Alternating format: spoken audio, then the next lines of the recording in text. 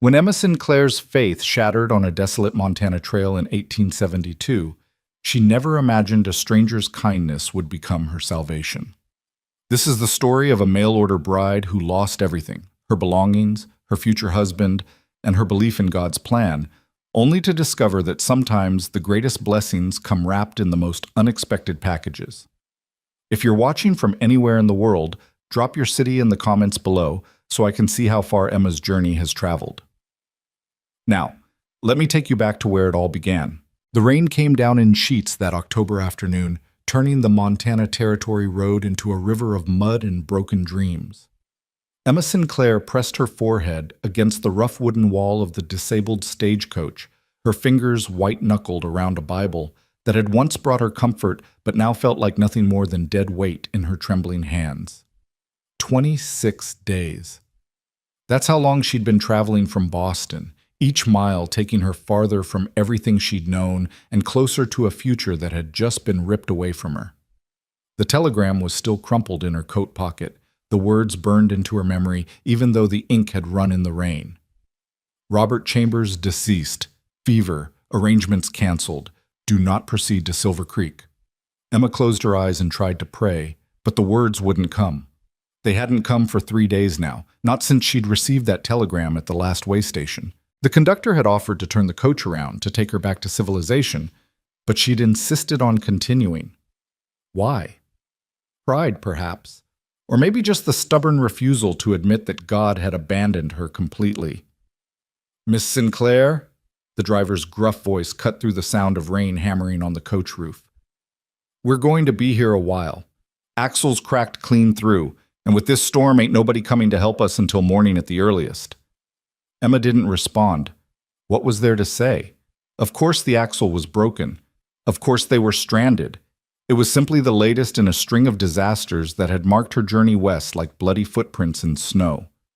She thought back to the beginning, to 6 weeks ago when this had all seemed like such a grand adventure.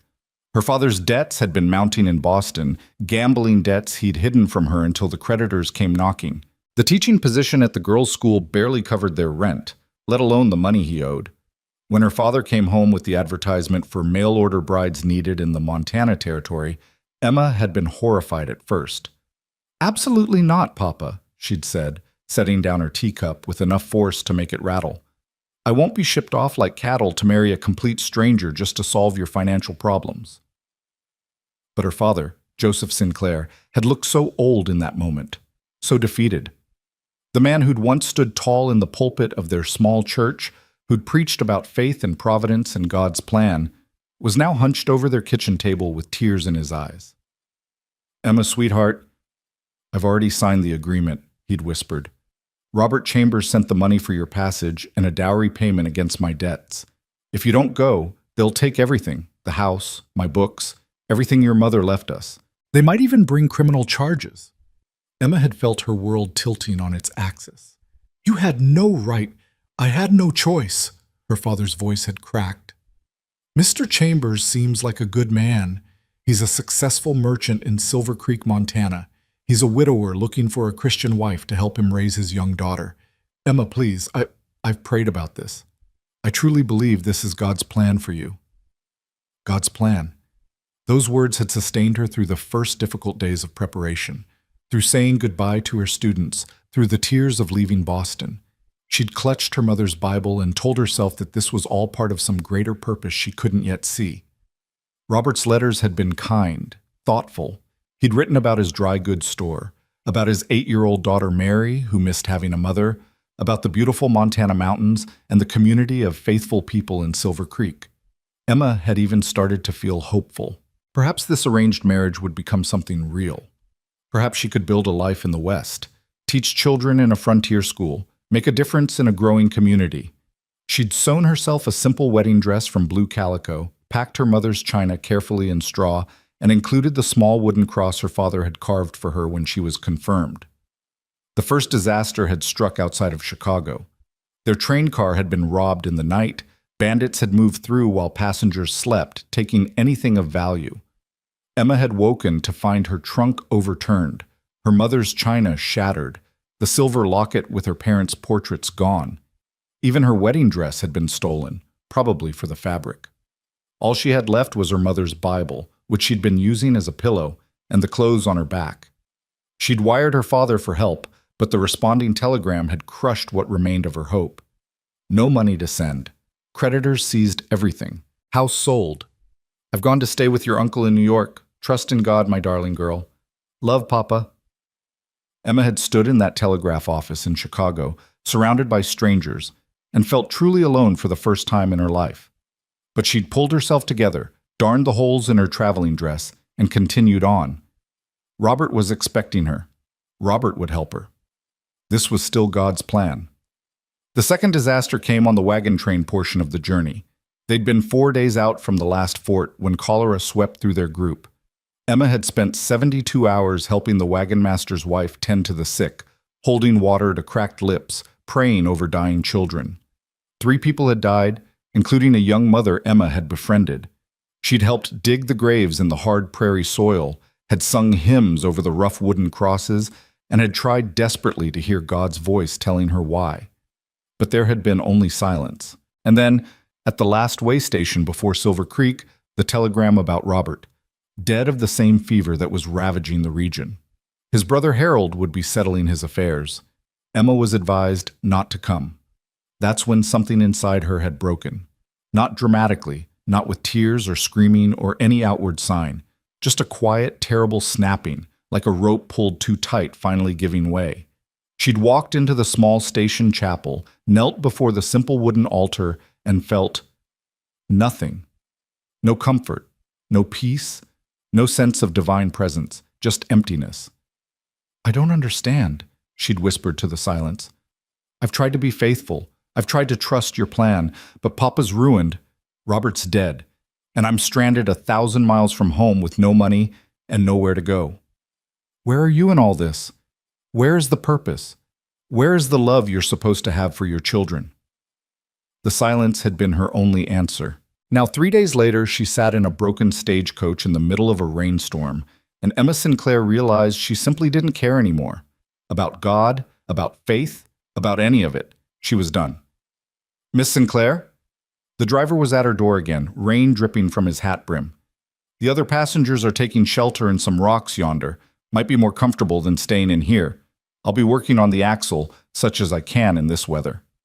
Emma finally turned to look at him. Thomas Greeley had been kind throughout this journey, patient with her silence and her grief. He was a weathered man in his 50s, with kind eyes and a gentle manner despite his rough appearance. Mr. Greeley, she said quietly, do you believe in God? The question seemed to catch him off guard. He shifted his weight, water streaming off his oilskin coat. Well now, I suppose I do, miss, in my own way. And do you believe he has a plan for us? That everything happens for a reason? Thomas Greeley studied her for a long moment, and Emma saw understanding dawn in his eyes. He'd witnessed her disasters one by one. He'd delivered that final terrible telegram. I believe, he said slowly, that life is hard, Miss Sinclair, especially out here.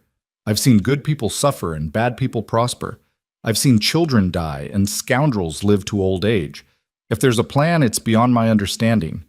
He paused, then added, but I've also seen unexpected kindnesses, strangers helping strangers, people finding strength they didn't know they had. Maybe that's God working, or maybe it's just people being decent. Either way, it's worth holding on to. Emma wanted to argue, but she was too tired.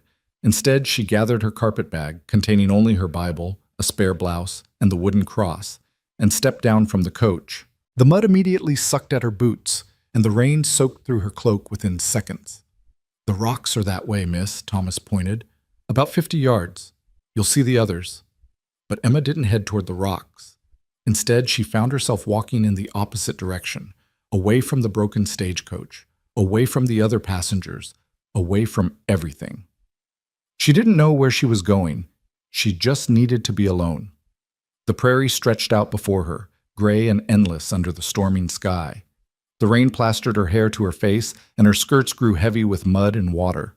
She walked until she couldn't see the coach anymore, until there was nothing but the storm and the vast, indifferent landscape. Finally, Emma's legs gave out.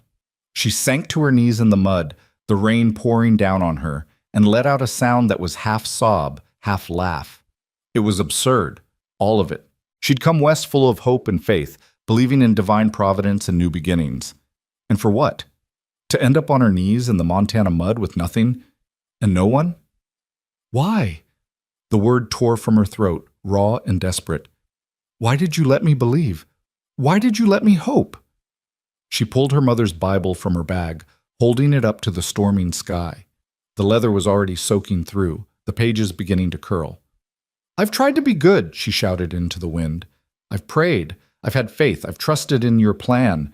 And you've taken everything, my mother, my home, my future, everything. What more do you want from me?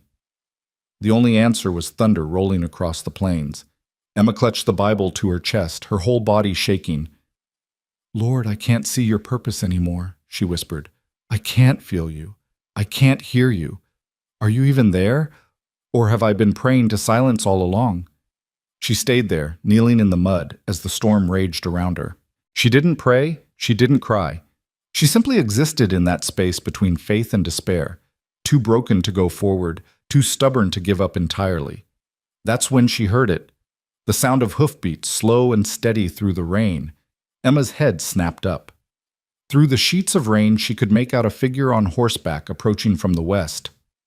Her heart began to pound. Out here, alone, vulnerable. She'd heard the stories about what happened to unprotected women on the frontier. She struggled to her feet, her sodden skirts making her clumsy. The rider drew closer, and Emma could make out more details now. A tall man on a sturdy bay horse, wearing a wide-brimmed hat and a long duster coat. He sat his saddle with the easy grace of someone born to it. When he was about 20 feet away, he reined in his horse and tipped his hat back.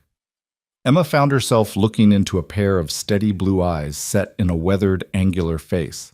He was perhaps in his early 30s, with dark hair and the kind of quiet strength that comes from years of hard work and harder living. "Miss," he called out, his voice cutting through the storm. "You shouldn't be out here alone." Emma wanted to laugh at the absurdity of that statement. Where exactly should she be? But something about his tone, concerned rather than threatening, made her pause. "I'm fine," she called back, though they both knew it was a lie. She was soaked to the bone, covered in mud, miles from anywhere in the middle of a storm. The cowboy, because that's clearly what he was, studied her for a moment. Then he slowly dismounted, moving with deliberate care as if not to spook her. He left his horse's reins loose, and Emma noticed the animal was well trained enough to stand without being tied. "I don't mean to intrude, ma'am," he said, closer now, "but I saw the broken stage about half a mile back. Figured I'd check for anyone in trouble."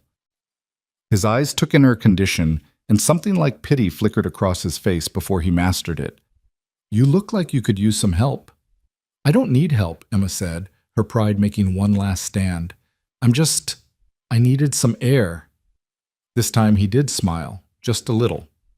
Some air? In a rainstorm? While kneeling in the mud? Despite everything, Emma felt heat creep up her neck. It did sound ridiculous when he put it that way. She looked down at herself, at her ruined dress, her muddy hands still clutching the Bible, her hair hanging in wet ropes around her face. What a picture she must make.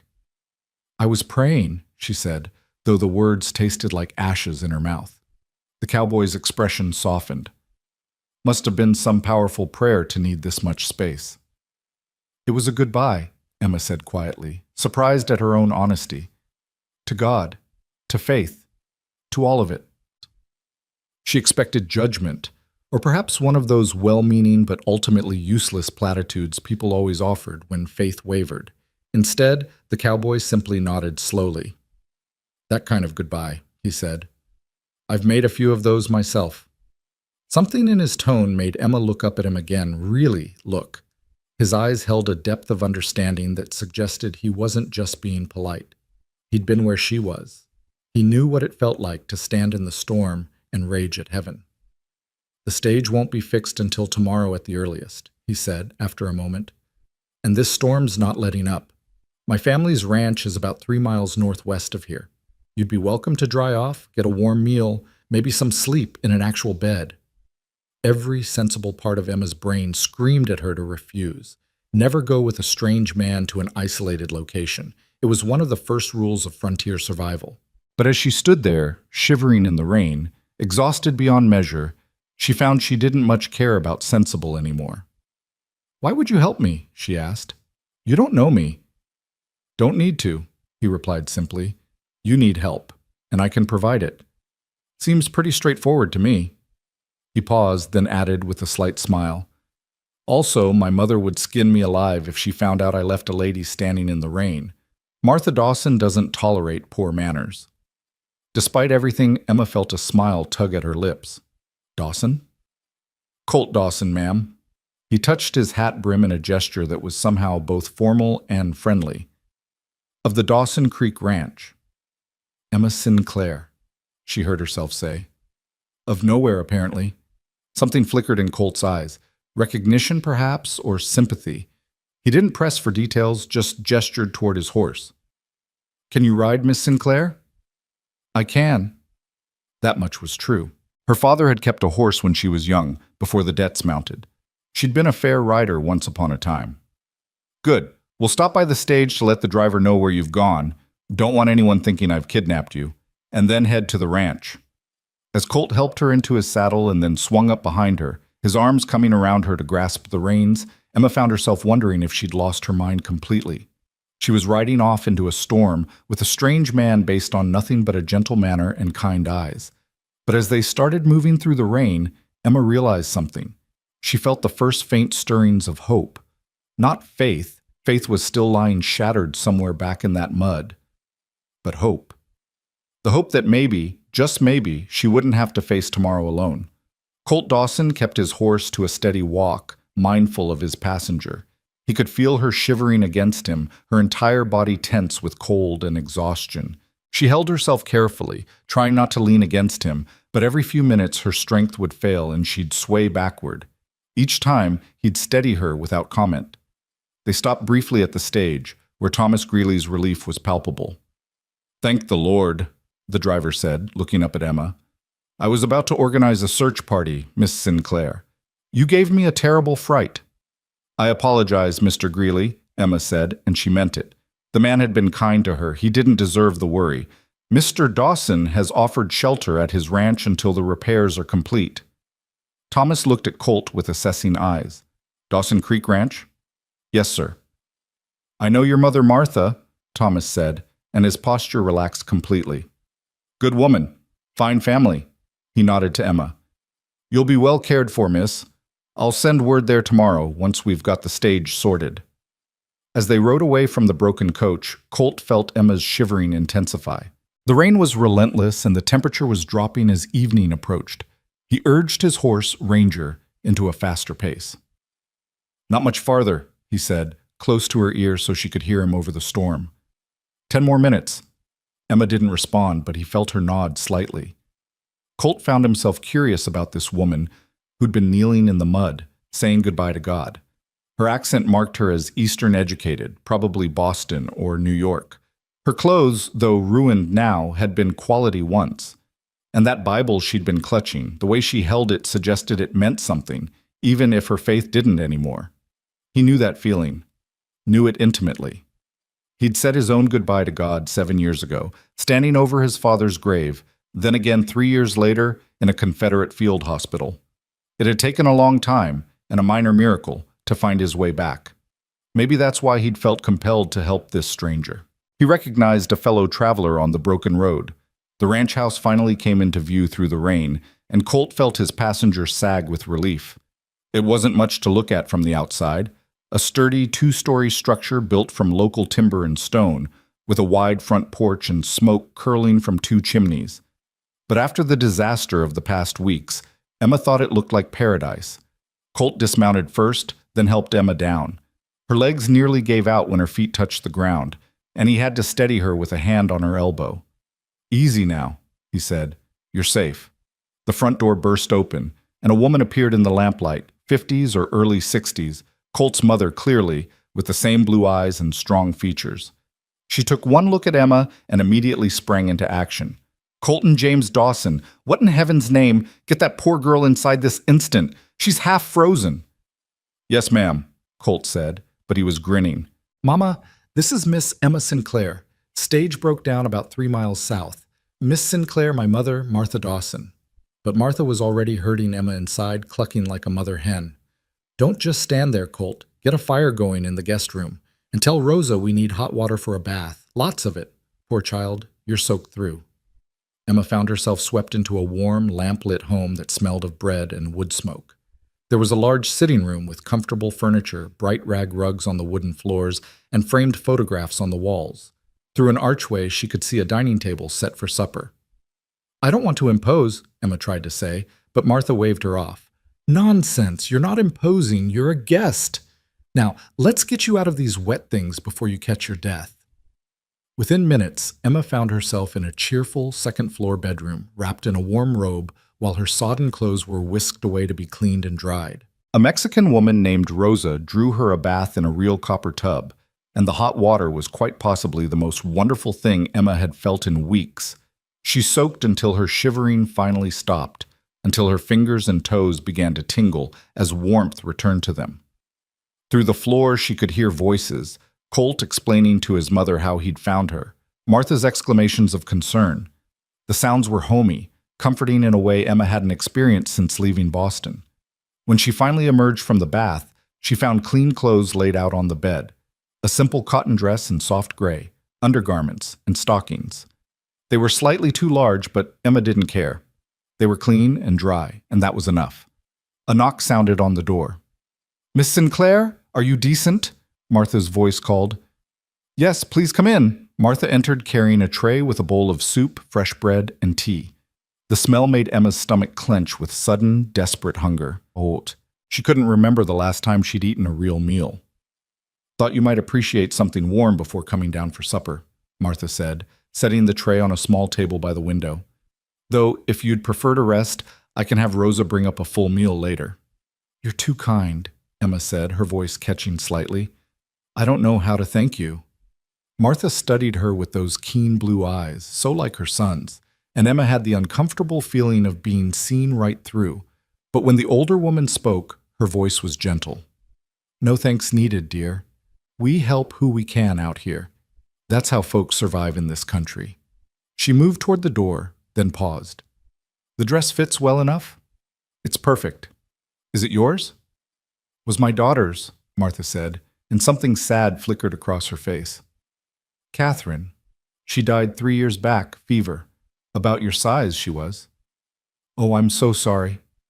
"Don't be sorry for wearing her things," Martha interrupted firmly. "Does my heart good to see them used? Catherine would have liked that." She smiled then, warm and genuine. "You rest now, Emma. May I call you Emma?" "Please do." "Good. And you call me Martha. None of this Mrs. Dawson business. Makes me feel old. Come down when you're ready, or don't if you need sleep more than food. Either way, you're welcome here as long as you need." After Martha left, Emma ate the soup slowly, savoring every bite. It was simple fare, chicken broth with vegetables and rice, but it tasted like the finest meal she'd ever had. The bread was fresh and still warm, the tea sweet with honey. As she ate, Emma found herself studying the room. It was clearly a daughter's room, preserved with loving care. There were books on a shelf, Shakespeare, Tennyson, even some penny dreadfuls. A sampler on the wall proclaimed "God is love" in careful cross-stitch. A pressed flower in a frame sat on the dresser. Emma walked over to study a small photograph on the bedside table. A young woman, maybe 20, with Martha's strong features and Colt's eyes. She was smiling at the camera, and there was something mischievous in her expression, something that suggested she'd found humor in the serious business of sitting for a portrait. "She was beautiful," Emma whispered to the empty room. This family had lost someone they loved. They'd faced their own disasters, their own grief. Yet here they were, opening their home to a complete stranger, offering kindness without expectation of return. Emma set down the photograph and sank onto the bed. For the first time in days, maybe weeks, she felt the tight knot in her chest begin to loosen slightly. Not gone, not by a long shot, but looser, breathable. She lay back on the clean sheets, intending just to close her eyes for a moment, but exhaustion pulled her down like a riptide, and within seconds, Emma Sinclair was asleep. She woke to darkness and momentary panic. Where was she? The stagecoach? The way station? Then memory returned, along with the scent of wood smoke and faint sound of voices from downstairs. A glance at the window showed full dark outside. She'd slept for hours. Emma sat up, running her hands through her hair, which had dried into a tangled mess. There was a brush on the dresser, Catherine's brush, and Emma hesitated only a moment before using it. As she worked through the tangles, she studied her reflection in the small mirror. The woman looking back seemed like a stranger, thinner than she remembered, with shadows under her eyes and a hardness around her mouth that hadn't been there 2 months ago. When had she started looking so worn? "You've survived," she told her reflection quietly. "That's something." A soft knock interrupted her thoughts. "Miss Sinclair? Emma?" It was Colt's voice, carefully respectful through the door. "Mama wanted me to check if you were awake." "There's supper if you're hungry, or we can let you sleep." Emma opened the door to find him standing in the hallway, lamplight casting his shadow long against the wall. He'd changed into clean clothes, simple canvas pants and a cotton shirt, and his dark hair was still damp from washing. He looked younger somehow, less intimidating without the hat and rain-soaked duster. "I'm sorry I slept so long," she said. "I didn't mean to." "Nothing to apologize for," Colt interrupted gently. "You needed rest, but Mama's made pot roast, and she'll be offended if you don't at least try some. Fair warning, she shows love through feeding people." Despite herself, Emma smiled. "Then I'd better not offend her." Downstairs, she found the dining table set for 3. Martha bustled in from the kitchen, carrying a platter of roast beef surrounded by potatoes and carrots, and the smell made Emma's mouth water despite the soup she'd eaten earlier. "There you are," Martha said cheerfully. "Sit, sit. You're far too thin, child. We'll have to remedy that." The meal was wonderful, simple ranch cooking, but prepared with care and served with warmth. Martha kept up a running conversation about the ranch, the neighbors, the weather, anything and everything except what Emma was doing traveling alone to Montana. Colt ate mostly in silence, but Emma caught him watching her occasionally with those thoughtful blue eyes. After dinner, they moved to the sitting room where a fire crackled cheerfully in the stone fireplace. Martha settled into her rocking chair with some mending, and Colt took a seat near the hearth, long legs stretched out toward the warmth. Emma chose the sofa, suddenly uncertain.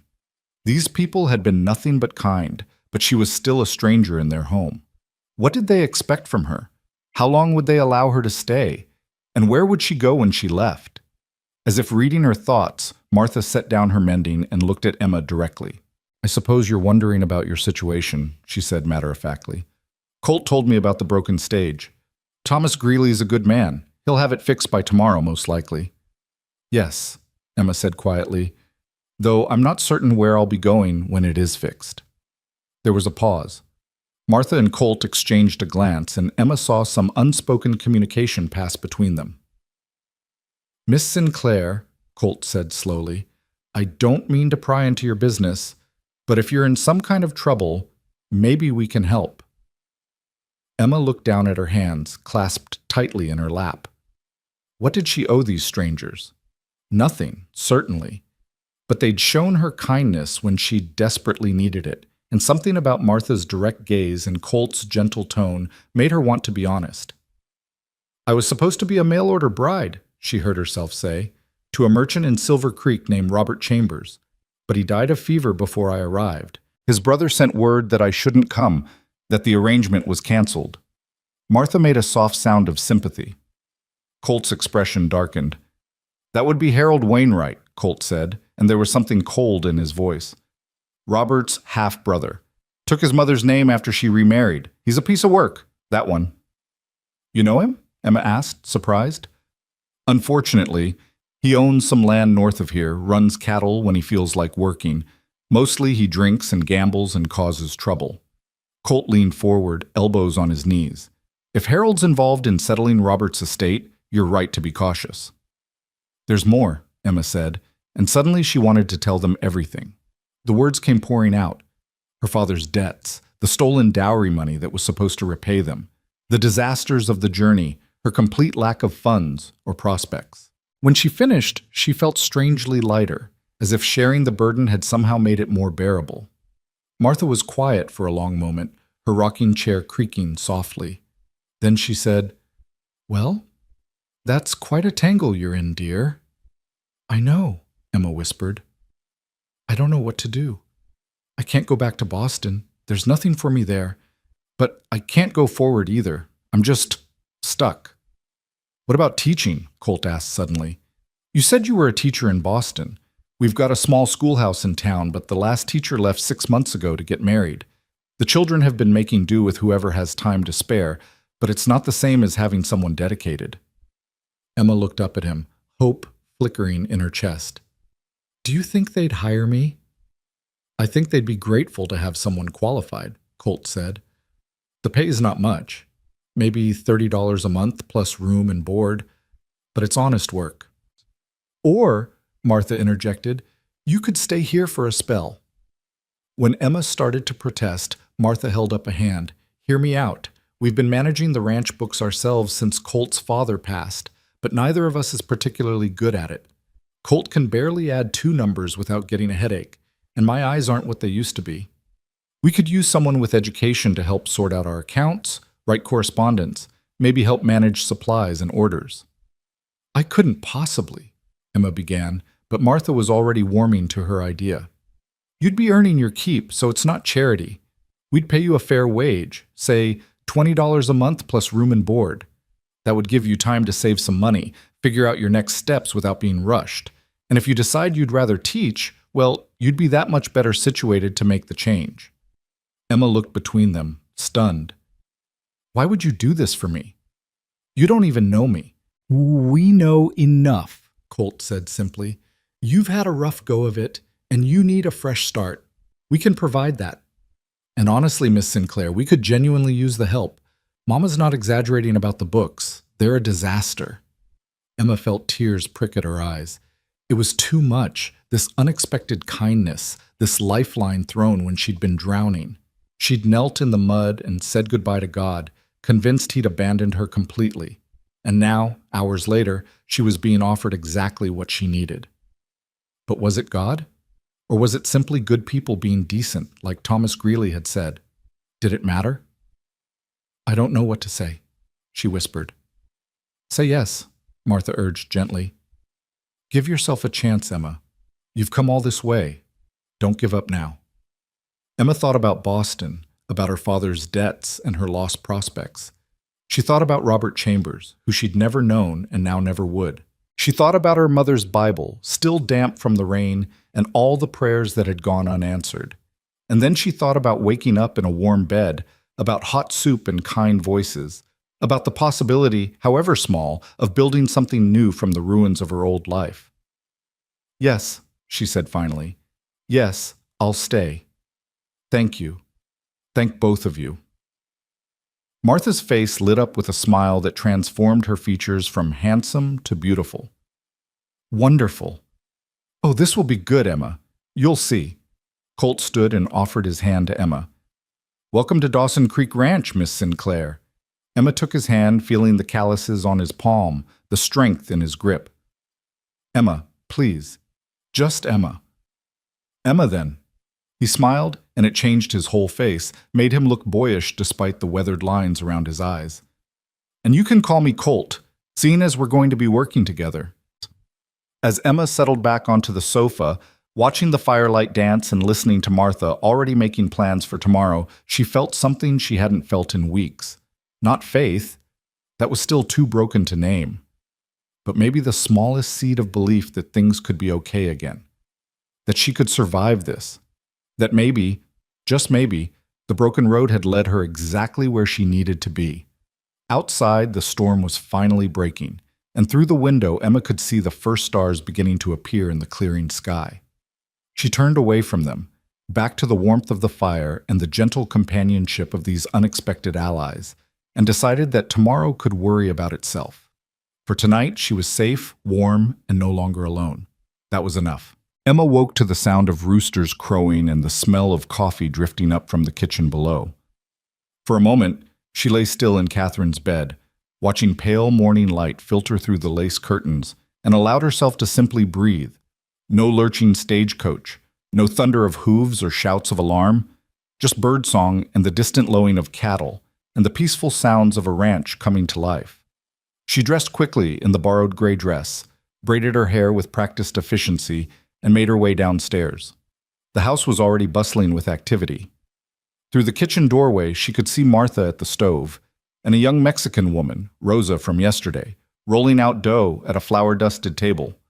The warm scent of baking bread mixed with frying bacon made Emma's stomach growl audibly. "Good morning," she said from the doorway, suddenly shy. Martha turned with a wide smile, brandishing a spatula. "There you are. I was about to send Rosa to wake you. Did you sleep well?" "Better than I have in weeks," Emma admitted. "Thank you again for your kindness." "Nonsense. Now sit yourself down and have some breakfast. We've got a busy day ahead if we're going to get you properly situated." Emma took a seat at the large kitchen table, and within minutes found herself presented with a plate heaping with scrambled eggs, bacon, fried potatoes, and thick slices of buttered bread. It was more food than she'd normally eat in an entire day, but Martha stood watching with her arms crossed, clearly expecting Emma to make a substantial dent in it. "Where's Colt?" Emma asked, trying to make conversation as she ate. "Out with the hands already," Martha said, returning to the stove. "Ranch work starts before dawn out here. He'll be back around midday for dinner. That's what we call lunch out west. You'll get used to our ways soon enough." As Emma ate, Rosa moved about the kitchen with quiet efficiency, and Martha kept up a steady stream of talk about the ranch, the neighbors, the quirks of frontier life. Emma learned that Dawson Creek Ranch ran about 500 head of cattle, employed 6 full-time hands plus seasonal workers, and covered nearly 3,000 acres of prime grazing land. "My husband Samuel started this place 28 years ago," Martha said, a note of pride in her voice. "We came out with nothing but 2 mules, a wagon, and more hope than sense. Lost the first cabin to fire, nearly lost our cattle to rustlers twice, and fought drought, flood, and every disaster the good Lord saw fit to send. But we built something real here, something lasting." "It must have been difficult," Emma said softly. "Losing your husband." Martha's hand stilled for a moment over the stove. 7 years this past spring, Hart gave out while he was mending fence. Colt found him. She resumed her work, but her voice was quieter now. "Samuel was a good man, hard worker, fair boss, loving father. I miss him every day. But we honor his memory by keeping this place running, by maintaining what he built." "And Catherine?" Emma asked gently. "Colt's sister?" 3 years ago, like I said, fever swept through the territory that winter, took her in less than a week." Martha's voice cracked slightly, and she cleared her throat. 22 years old, had her whole life ahead of her. She was going to marry young Peter Jameson from the neighboring ranch, Sweet Boy. He was devastated. Emma set down her fork, her own losses suddenly feeling both smaller and larger at the same time. "I'm so sorry, Martha. I can't imagine—" "You don't have to imagine, dear," Martha interrupted, turning to face her. "You've had your own losses. Your mother, from what you said last night. Your father might as well be lost, from the sound of things. Your whole life upended. We all carry grief out here. It's part of the price of living." The older woman came to sit across from Emma, her weathered hands folded on the table. "But here's what I've learned in 61 years on this earth. Grief doesn't have to destroy you. It changes you, yes. Makes you harder in some ways, softer in others. But if you let it, it can also make you stronger, more compassionate, better able to help others who are suffering." Emma felt her throat tighten. "I don't feel very strong." "Strength isn't about feeling strong," Martha said firmly. "It's about getting up each morning and doing what needs to be done, even when your heart is breaking.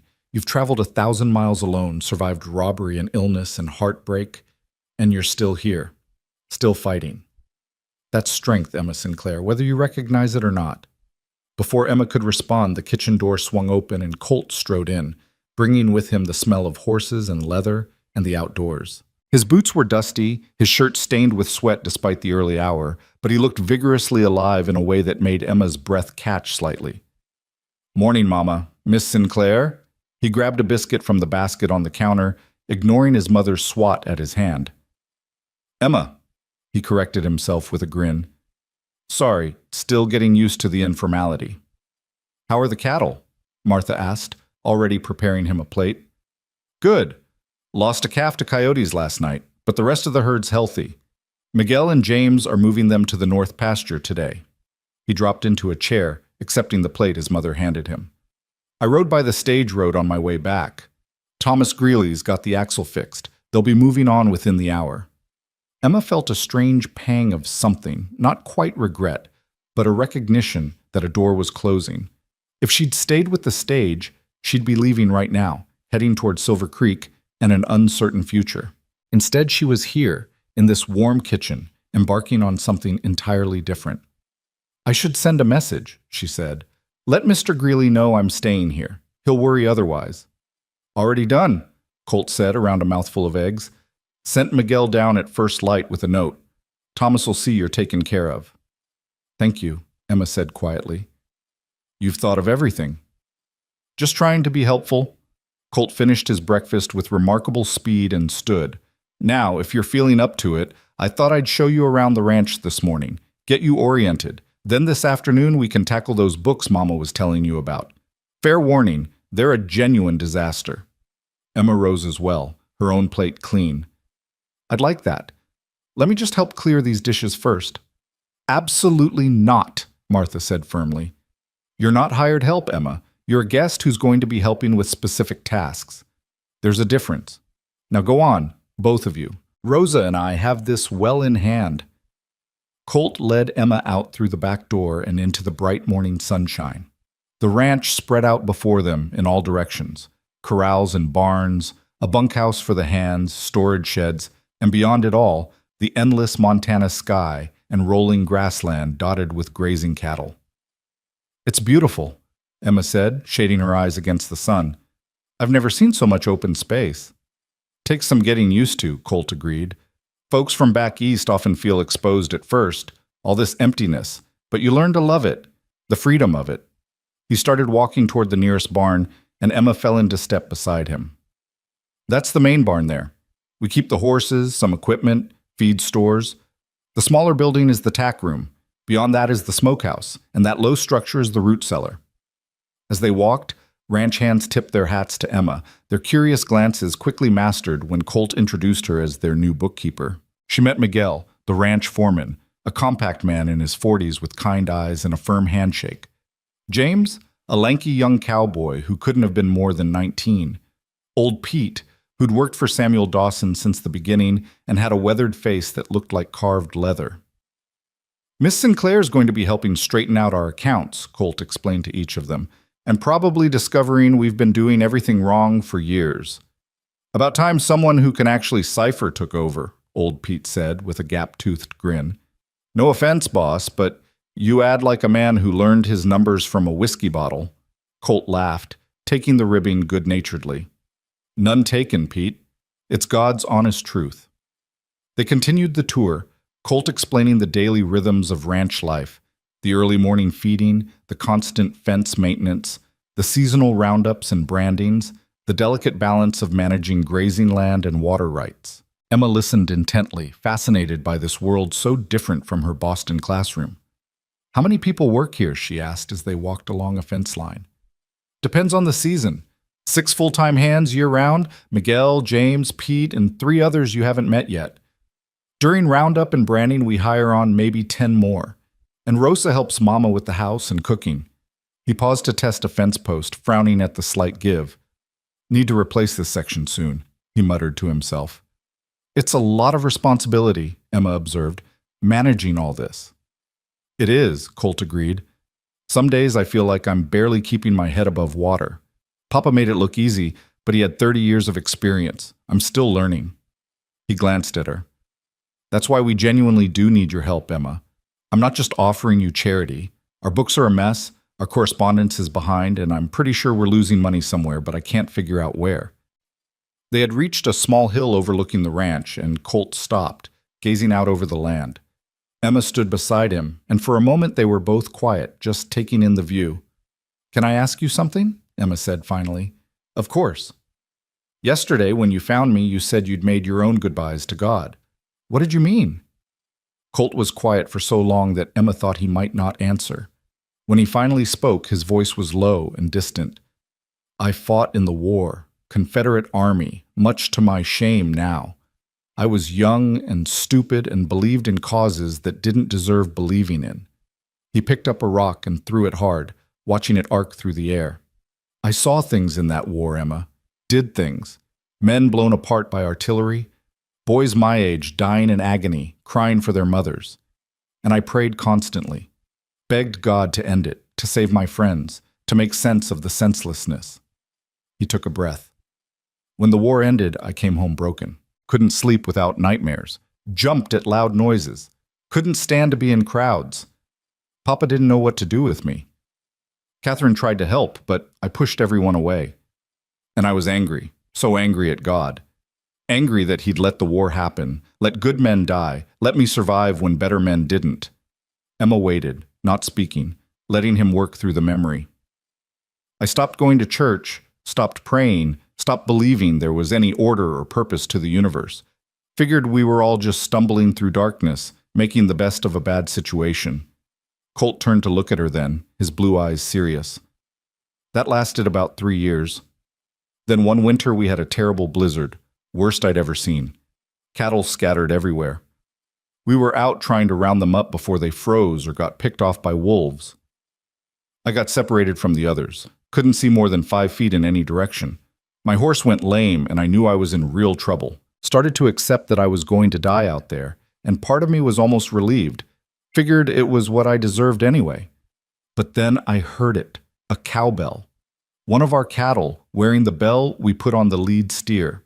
I followed that sound through the storm, and it led me straight back to the ranch. I found out later that bell had fallen off 2 days before the storm. Miguel had meant to put it back on, but forgot. That bell should have been in the tack room, but somehow it was out there, ringing in the storm, leading me home. Emma felt goosebumps rise on her arms. You think God put it there? I don't know, Colt said honestly. Maybe. Or maybe it was just chance. The steer still had the bell's leather strap on. It got caught on something, started ringing in the wind. But standing in that barn afterward, warming myself by the fire, I realized something. Whether it was God or chance, I'd been given another opportunity, another chance to live, to matter, to do something worthwhile with my broken life. And I could either waste it being angry and bitter, or I could accept it and try to be better. He looked back out over the ranch.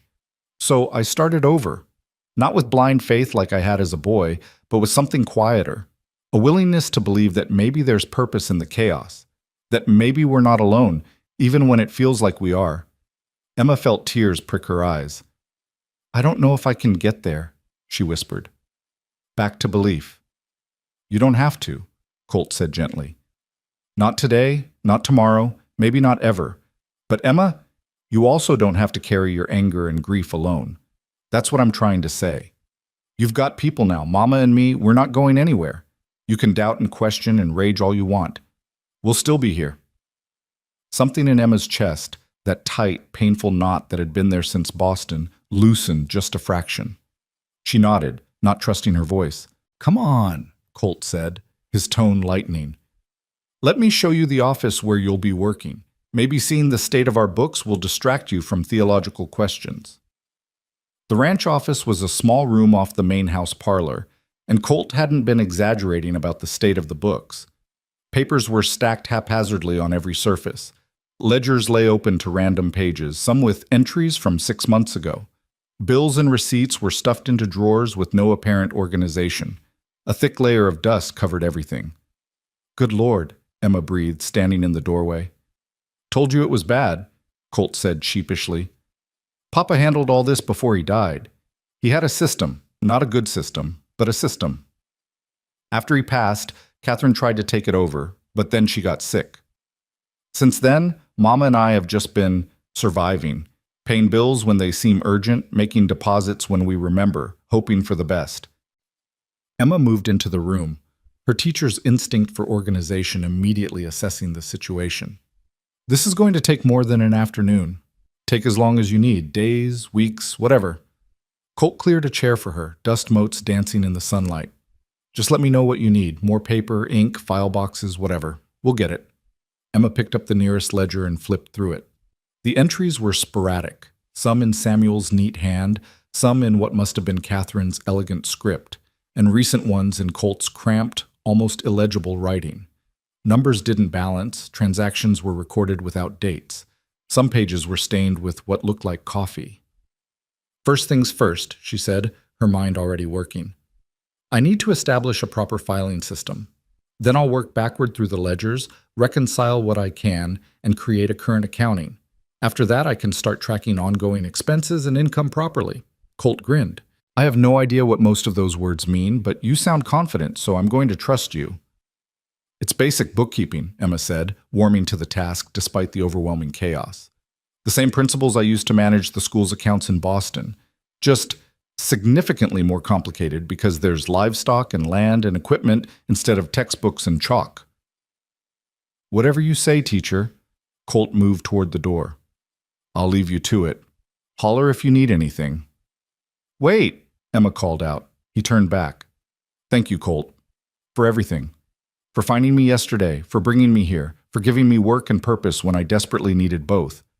I know I can't repay you properly, but—" "Emma," he interrupted gently, "you're not in my debt. We're helping each other, that's all. You're giving us something we need just as much as we're giving you shelter. It's an equal exchange." After he left, Emma stood alone in the dusty office and felt something stir inside her that she hadn't felt in weeks: purpose.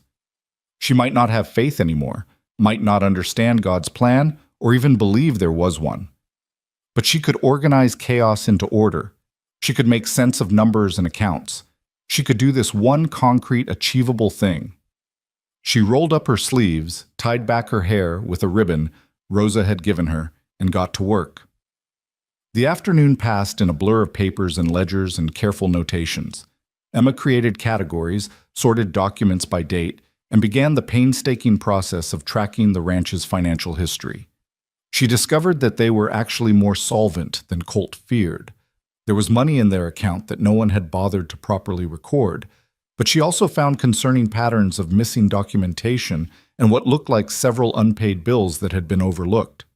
Martha brought her tea and sandwiches at some point. Rosa came to light a lamp when the sun began to set, but Emma barely noticed, lost in the familiar comfort of numbers and organization. It was full dark when Colt knocked on the open door, making her jump. "Easy," he said, hands raised in apology. "Didn't mean to startle you, but Mama sent me to tell you supper's ready, and she says if you don't come eat, she'll drag you out by your ear." Emma blinked, surprised to find the lamp burning beside her and night pressed against the windows. "What time is it?" "Nearly 8 o'clock. You've been in here for 6 hours straight." "Oh." Emma looked around at the office, which now showed the first signs of organization. Papers in neat stacks, ledgers arranged chronologically, a list of questions and concerns written in her careful script. "I lost track of time." "That's what Mama said you'd say." Colt leaned against the doorframe, studying her. "Find anything interesting?"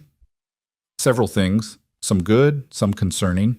I'll prepare a proper report once I've worked through everything, but Colt—" She hesitated, then decided honesty was best. "You're not in danger of losing the ranch or anything dramatic, but you are paying for some services you're not receiving, and there are at least 3 bills here that should have been paid months ago." He winced. "I was afraid of that. We'll talk more tomorrow. For now, come eat before Mama makes good on her threat." Dinner was fried chicken, mashed potatoes, green beans, and biscuits so light they practically floated off the plate. Emma ate with an appetite she hadn't felt in months, listening to Martha and Colt discuss ranch business with easy familiarity. It was domestic and comfortable and entirely foreign to Emma's experience. Her life in Boston had been quiet, restrained. Her father's house had been full of books, but empty of warmth after her mother died. Meals were silent affairs, prayer perfunctory. This cheerful chaos, this easy affection between mother and son, was something new. "You've got gravy on your chin," Martha told Colt matter-of-factly. He wiped it away with his napkin, grinning. "Can't help it. You make the best gravy in Montana. Flattery won't get you out of fixing that fence tomorrow. Worth a try." After supper, they moved to the parlor again. Martha worked on her mending while Colt read through some Cattle Association newsletter, and Emma found herself drawn to the bookshelf. It was an eclectic collection: agricultural manuals, some classic literature, several adventure novels, and a worn family Bible. She pulled out a copy of Shakespeare's sonnets and settled into the corner of the sofa. The familiar words were comforting, even if some of the sentiments about love and faith now rang hollow to her cynical heart. "Catherine loved that book," Martha said quietly, glancing up from her sewing. She used to read them aloud sometimes, said they made her feel sophisticated. "She had good taste," Emma said, running her fingers over the worn cover. "She would have liked you," Colt added, not looking up from his newsletter. "She always wanted a sister, someone to talk books with, share secrets. I wasn't much use in that department." Emma felt a strange pang, grief for a girl she'd never known, mixed with longing for the friendship that might have been. "I wish I could have met her." "Me too," Martha said softly. They sat in comfortable silence for a while, each absorbed in their own tasks. Outside, nightbirds called and somewhere a dog barked. Emma felt herself relaxing into the peaceful rhythm of it, her body finally releasing the constant tension she'd carried for weeks. "Emma," Martha said eventually, "I hope you don't mind my asking, but what about your father? Will he worry, not hearing from you?" Emma closed the book, her fingers marking the page. "I don't know. I sent a telegram from the last way station, telling him I'd arrived safely in Montana. That was before I received the news about Robert. I suppose I should write him again, let him know my situation has changed." "But?" Colt prompted, clearly hearing the hesitation in her voice. "But I'm angry with him," Emma admitted. "He gambled away everything we had, then sold my future to pay his debts without even consulting me. He sent me 1,000 miles away to marry a stranger, and his last words to me were to trust in God." She heard the bitterness in her own voice. "I don't know what to say to him now." Martha set down her mending, her expression thoughtful. "Anger is natural, dear. He wronged you, no question about that. But he's still your father, still the only family you have left in the world." "Is he, though?" Emma couldn't keep the edge from her voice. "He chose his gambling debts over my welfare. He shipped me off to solve his problems. That doesn't feel much like family." "No, it doesn't," Colt agreed, surprising her.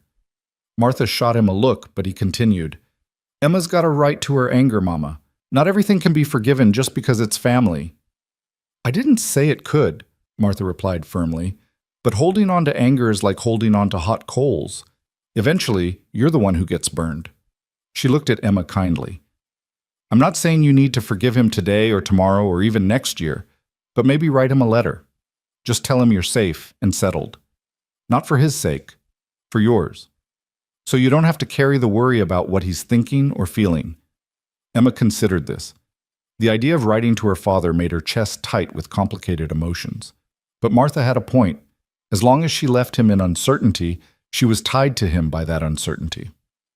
"I'll think about it," she said finally. "That's all I ask." Martha returned to her sewing, and the conversation drifted to other topics: the upcoming harvest festival in town, the new family that had moved into the east, the price of cattle fluctuating again. Later, as Emma lay in bed staring at the ceiling, she thought about her father, about the man he'd been before her mother died, steady, faithful, full of gentle wisdom. And about the man he'd become after, desperate, weak, reaching for anything to fill the void. She'd been so angry, so hurt by his betrayal, but for the first time she wondered if maybe he'd been drowning too, just like her. If maybe his faith had shattered when Mama died, and he'd been flailing ever since, making terrible choices out of his own brokenness. It didn't excuse what he'd done, but maybe, eventually, it could help her understand it. The days settled into a rhythm after that. Emma rose early, helped Martha with breakfast, then spent her mornings in the office untangling the ranch's accounts. The work was challenging but satisfying, and she found herself looking forward to the daily victories: a ledger balanced, a missing payment tracked down, a vendor's overcharge identified and corrected. Afternoon she spent learning the broader operations of the ranch. Colt taught her to ride astride instead of side saddle, explaining that the latter was impractical for ranch work. She helped Martha in the garden, learning which plants thrived in Montana's climate. She wrote letters to suppliers and cattle buyers, her educated hand and proper grammar immediately improving the ranch's professional correspondence. And slowly, almost imperceptibly, Emma began to heal. It wasn't dramatic. There was no moment of revelation or sudden return to faith. but the sharp edges of her grief and anger began to dull. The nightmares about the journey west came less frequently. She found herself laughing at Colt's terrible jokes, enjoying Martha's stories about the early days of the ranch, taking pleasure in simple things like fresh bread or a beautiful sunset. 3 weeks after her arrival, Emma was in the office when she heard horses approaching the house at speed. Through the window, she saw 2 men riding up, strangers by the look of them.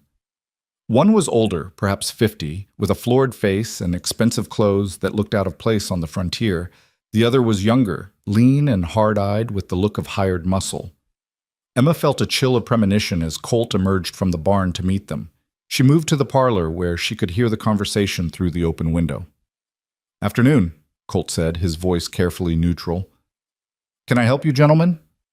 "You must be Colton Dawson," the older man said. His voice was cultured but with an unpleasant edge. "I'm Harold Wainwright. This is my associate, Mr. Pike. I'm looking for a young woman who is supposed to marry my late brother Robert, Emma Sinclair. I have reason to believe she may be in this area." Emma's blood ran cold. She moved back from the window, her heart pounding. "What makes you think she'd be here?" Colt asked. "Because the stage driver, Thomas Greeley, told me she left the broken stage in the company of someone from Dawson Creek Ranch. Don't play games with me, Mr. Dawson. Is she here or not?" There was a pause, and Emma held her breath. "And if she is," Colt said slowly, "what business is it of yours? I was under the impression the marriage arrangement was canceled after your brother's death." "The arrangement, yes," Wainwright said, and Emma could hear the smirk in his voice. "But there are certain financial matters that need to be settled. Miss Sinclair's father borrowed a substantial sum against her dowry, $500 to be precise. With Robert dead, that debt defaults to Miss Sinclair personally. I've taken over my brother's estate, which means the debt is now owed to me." Emma felt the room spin. $500. It might as well have been 5,000. She could never repay that kind of money. "You rode all the way out here to collect a debt from a woman who's just lost her intended husband?" Colt's voice was cold. "That's low, even for you, Wainwright. Business is business. Now I can be reasonable. If Miss Sinclair can't pay in cash, we can certainly work out an alternative arrangement." "No." Colt's voice was flat and hard. "Whatever you're suggesting, the answer is no. Miss Sinclair is under the protection of this ranch, and you'll treat her with respect or you'll leave. Immediately." "Protection?" Wainwright laughed, an ugly sound. "How noble. But protection doesn't pay debts, Mr. Dawson. I have a legal contract signed by Joseph Sinclair. The money is owed, and I intend to collect it, one way or another. Now, I'm going to speak with Miss Sinclair directly." "Where is she?" Emma couldn't let Colt fight this battle alone. She took a deep breath, squared her shoulders, and walked out onto the porch. "I'm here, Mr. Wainwright," she said, her voice steadier than she felt, "and I'm quite capable of speaking for myself." Harold Wainwright turned at the sound of Emma's voice, and she immediately understood why Colt had spoken of him with such distaste. There was something predatory in the way his eyes traveled over her, assessing her worth like livestock at auction. His expensive suit couldn't hide the weakness in his jaw or the cruel set of his mouth. "Miss Sinclair," he said, removing his hat with exaggerated courtesy, "how unfortunate that we meet under such circumstances. Please accept my condolences on the loss of my dear brother." The words were correct, but his tone made them mockery. Emma descended the porch steps slowly, acutely aware of Colt moving to stand beside her, a solid presence at her shoulder. "Thank you, Mr. Wainwright," she said carefully. "Though I confess I'm confused about this debt you mention. The marriage arrangement was made between my father and your brother. With Robert's death, surely nothing," Wainwright interrupted, pulling a folded document from his jacket. "This is the contract your father signed. It clearly states that $500 was advanced against your dowry to be repaid through your marriage to Robert. The contract also includes a clause. Here, let me read it. Should the marriage fail to occur for any reason, the advance sum becomes due immediately, payable by the party of the first part or his assigns." He smiled, and it made Emma's skin crawl. "Your father is the party of the first part. You, my dear, are his assign. The debt is legally yours." Emma felt the blood drain from her face. "But I have no means to repay such a sum. You must know that."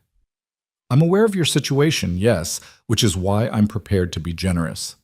Wainwright stepped closer, and Emma fought the urge to retreat. I need someone to manage my household. Cook, clean, see to domestic matters. It's hard to find good help out here. You could work off the debt. Let's say 2 years of service at fair wages. That would settle the account nicely. 2 years? Emma's voice came out sharper than she intended. At what wages, exactly? Oh, $10 a month should suffice, plus room and board, naturally. Emma's mind raced through the calculation. $10 a month for 24 months was only $240, less than half what was supposedly owed. That doesn't even cover half the debt. Wainwright's smile widened. Well, we'd have to factor in the cost of your room and board, wouldn't we? And there would be interest on the remaining balance. These things add up. In other words, Colt said coldly, you'd keep her in perpetual servitude, always owing more than she could repay. I prefer to think of it as providing opportunity, Wainwright replied smoothly. Though if Miss Sinclair has another means of repayment, I'm certainly open to discussion. The implied suggestion in his tone made Emma's stomach turn.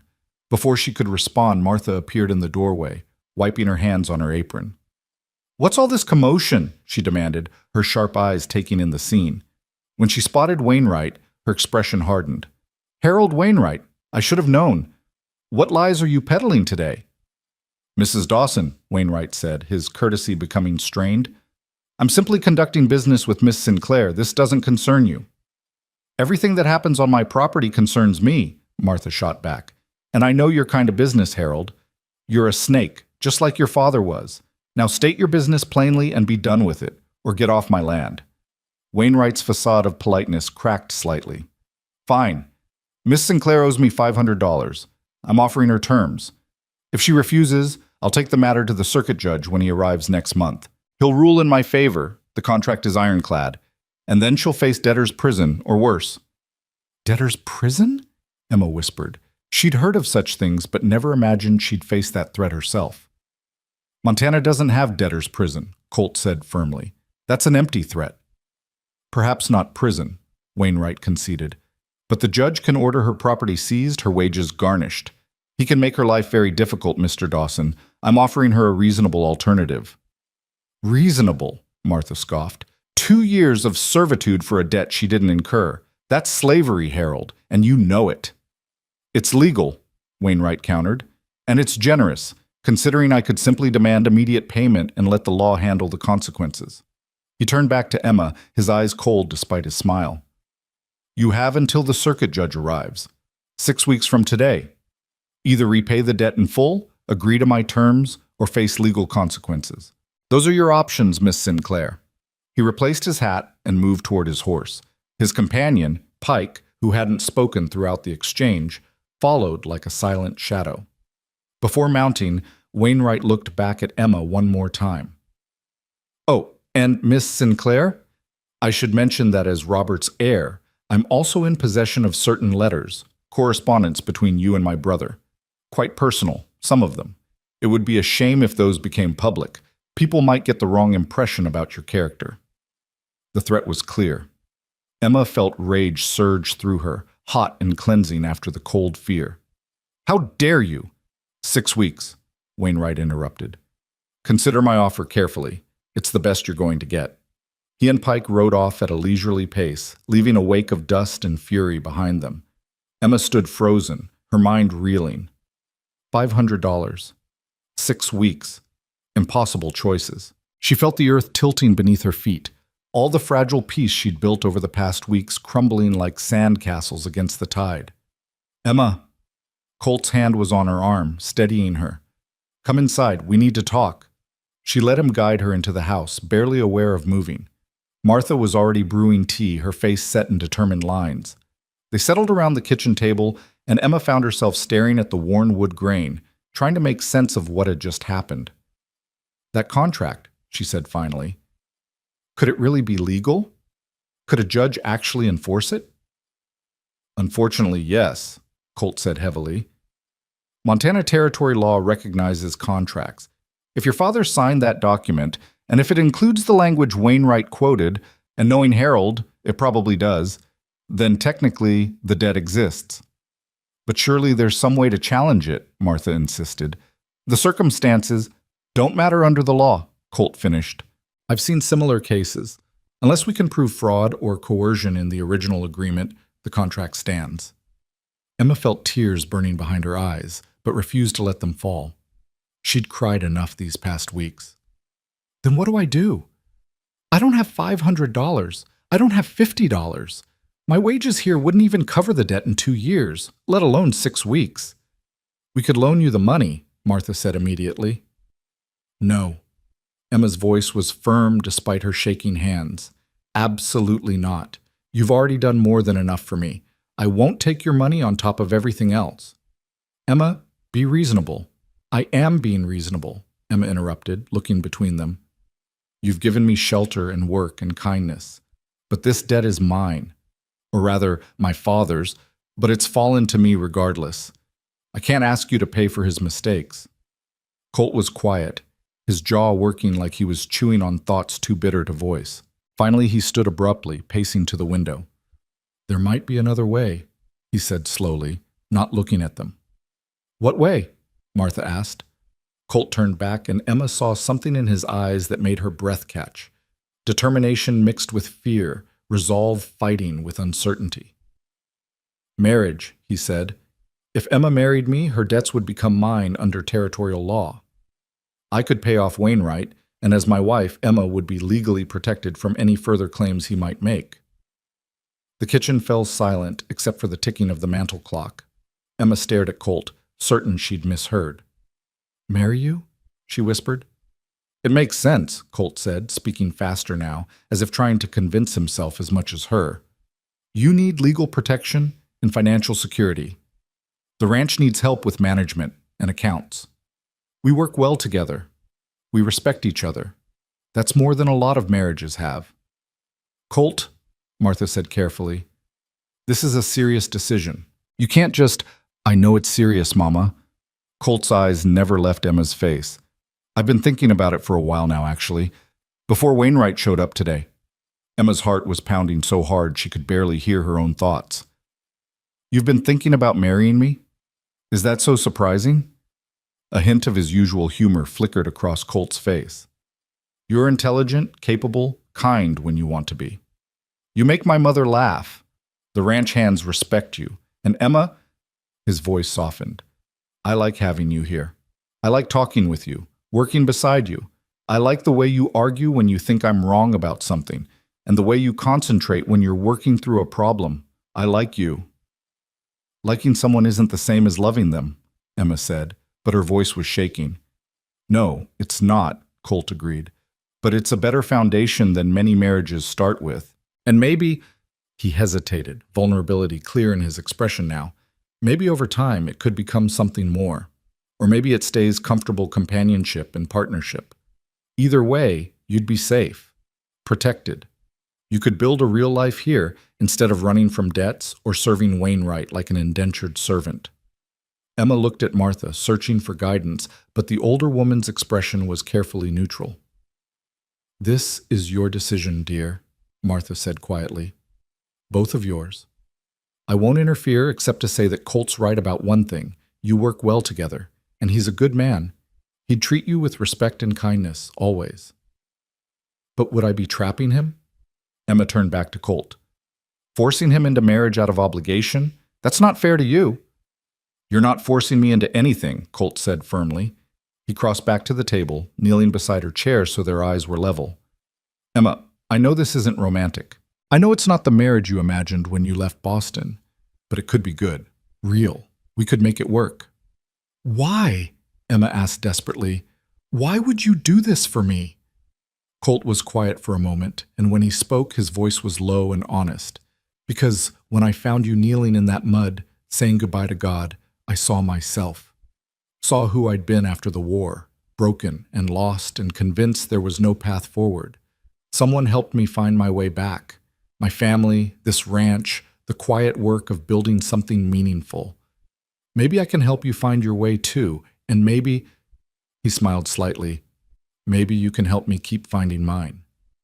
Emma felt tears spilling down her cheeks now, but they weren't tears of despair. They were something more complicated, Grief and hope and fear and gratitude all tangled together. "I don't love you," she said, needing him to understand. "I don't even know if I'm capable of that kind of love anymore. Everything feels broken inside me." "I know," Colt said gently. "I'm not asking for love, Emma. I'm asking for partnership, for trust, for a chance to build something together." He reached out slowly, giving her time to pull away, and took her hand. His palm was warm and calloused, steady and real. "Marry me. Not because you owe me, not because you have no choice, but because maybe we could make each other's lives better." Emma looked down at their joined hands. 6 weeks ago, she'd been traveling to marry a stranger out of duty and desperation. Now she was being offered marriage again, but this time from someone she knew. Someone who'd shown her kindness without expectation. Someone who made her laugh despite everything. Who challenged her mind. Who seemed to genuinely value her presence. It wasn't love, but maybe Colt was right. Maybe it was something better, something real and honest, and built on mutual respect rather than romantic fantasy. "If I say yes," she said slowly, "I need you to understand something. I can't promise to be the wife you might want someday. I'm damaged, Colt. My faith is shattered. My ability to trust is compromised. I might never be whole again." "None of us are whole," Colt replied. "We're all damaged in some way. The question is whether we're damaged alone or damaged together." He squeezed her hand gently. "Say yes, Emma. Give us both a chance." She looked into his blue eyes and saw no deception, no hidden agenda, just honest hope and quiet strength and a willingness to take a risk on someone as broken as herself. "Yes," she whispered. "Yes, I'll marry you." Colt's smile transformed his face, and for just a moment Emma saw the young man he must have been before war and loss carved lines around his eyes. He stood, pulling her up with him, and before she quite knew what was happening, he'd wrapped her in a careful embrace. "Thank you," he murmured against her hair. "I promise you won't regret this." Emma let herself lean into the embrace, drawing strength from his solid presence. She didn't know if he was right about not regretting it, but she knew she was choosing the best option available, and choosing it freely rather than having it forced upon her. That had to count for something. Martha was wiping her eyes with her apron, smiling through tears. "Well," she said, her voice thick with emotion, "I suppose we have a wedding to plan, though we'll need to do it quickly if we're going to beat Wainwright's deadline." "How quickly can we arrange it?" Colt asked, finally releasing Emma but keeping one hand on her arm as if afraid she might bolt. "The circuit preacher comes through in 2 weeks, Martha said. "We could have it then, if Emma's agreeable." 2 weeks. Emma felt panic flutter in her chest. 2 weeks to prepare for marriage to a man she'd known for less than a month. It was insane, reckless, completely impractical. 2 weeks is fine, she heard herself say. The next 14 days passed in a whirlwind of preparation. Martha threw herself into planning with the enthusiasm of a woman who'd thought she might never see her son married. Emma protested that a simple ceremony would be sufficient, but Martha wouldn't hear of it. "You may not have the wedding you dreamed of as a girl," Martha said firmly, "but you'll have a proper one nonetheless. My son's marriage is worth celebrating." Word spread quickly through the neighboring ranches and the small town of Clearwater, 5 miles away. People Emma had never met sent gifts. A set of hand-embroidered pillowcases, a quilt pieced together by the church ladies, preserves and smoked meats to stock the couple's household. The generosity overwhelmed her, particularly from strangers who owed her nothing. "That's frontier hospitality," Rosa explained as she helped Emma sort through the gifts. "Everyone knows how hard life is out here. We take care of each other." Colt continued his ranch work, but made time each evening to sit with Emma on the front porch, talking about their expectations for the marriage. They were awkward conversations, both of them dancing around intimate topics, but Emma appreciated his efforts to establish understanding. "I'm not expecting," Colt said one evening, his ears reddening slightly. "That is, I don't assume that you'll... What I mean is, we can take our time, with the more personal aspects of marriage. I won't rush you." Emma felt her own face heating. "Thank you. That's considerate." "It's just decent," Colt replied. "You've had enough people making demands of you. I won't be another one." They discussed practical matters too, where they would live. Colt had been staying in the main house with Martha, but there was a smaller cottage on the property, originally built for the ranch foreman. It had been empty since Miguel's wife passed, and he'd moved into the bunkhouse with the other hands. "We could fix it up," Colt suggested. "Make it our own place. Give us privacy while still being close enough to help Mama." Emma liked that idea. The cottage would be theirs. A fresh start in a new space, not haunted by memories of Catherine or Samuel. The dress proved more complicated. Emma had no money for a new gown, and her ruined blue calico was beyond repair. Martha offered her own wedding dress, but when they brought it out from storage, they discovered moths had gotten to it. 30 years in a trunk, Martha sighed, holding up the lace that crumbled at her touch. "I should have taken better care of it." "What about Catherine's things?" Emma asked hesitantly. "I've been wearing her dresses. Would it be wrong to use something of hers for the wedding?" Martha's eyes filled with tears, but she was smiling. "Catherine would love that. She was always romantic about weddings. She'd be thrilled to be part of yours." They found a beautiful blue dress in Catherine's wardrobe. Simpler than a traditional wedding gown, but elegant nonetheless. Rosa took it in at the waist and let down the hem, and Martha contributed lace from her ruined dress for the collar and cuffs. The result was something between old and new, borrowed and blue, a dress that seemed to embody Emma's strange journey to this moment. 5 days before the wedding, Emma sat down and finally wrote to her father. The letter took hours to compose, going through several drafts before she found words that felt honest without being cruel. "Dear Papa," she wrote, "I am writing to inform you that I am safe and well in Montana Territory. The marriage arrangement with Robert Chambers ended due to his untimely death from fever. However, I have found employment keeping accounts for a ranch, and I am learning to build a life here. I do not know when or if I will return to Boston. I hope you are well, and that Uncle Henry is taking good care of you. I will write again when I am able. Your daughter, Emma." She didn't mention the debt, didn't mention her anger or hurt, didn't mention that she was about to marry a man she barely knew to escape the consequences of her father's mistakes. Let him think she was simply making her way in the world. Maybe someday she'd be ready to say more. The night before the wedding, Martha insisted Emma stay in the main house while Colt moved his things to the cottage. They'd prepared it together over the past week, scrubbing floors, painting walls, hanging curtains Rosa had sewn. It was modest but cozy, with a main room that served as kitchen and parlor, a small bedroom, and a root cellar.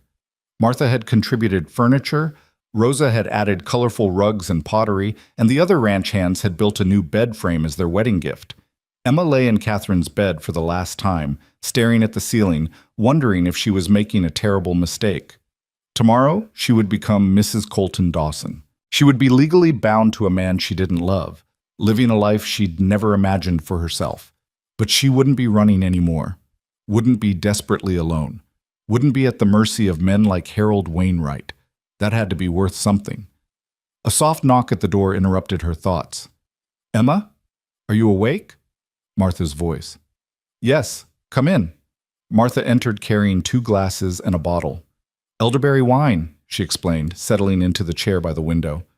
"I made it last summer. Seems like a good night to share it." She poured them each a glass, and they sipped in comfortable silence for a while. "You're afraid," Martha said finally. It wasn't a question. "Terrified," Emma admitted. "Of Colt? He'd never hurt you, Emma. I promise you that." "I know, it's not him I'm afraid of." Emma struggled to articulate the fear clawing at her insides.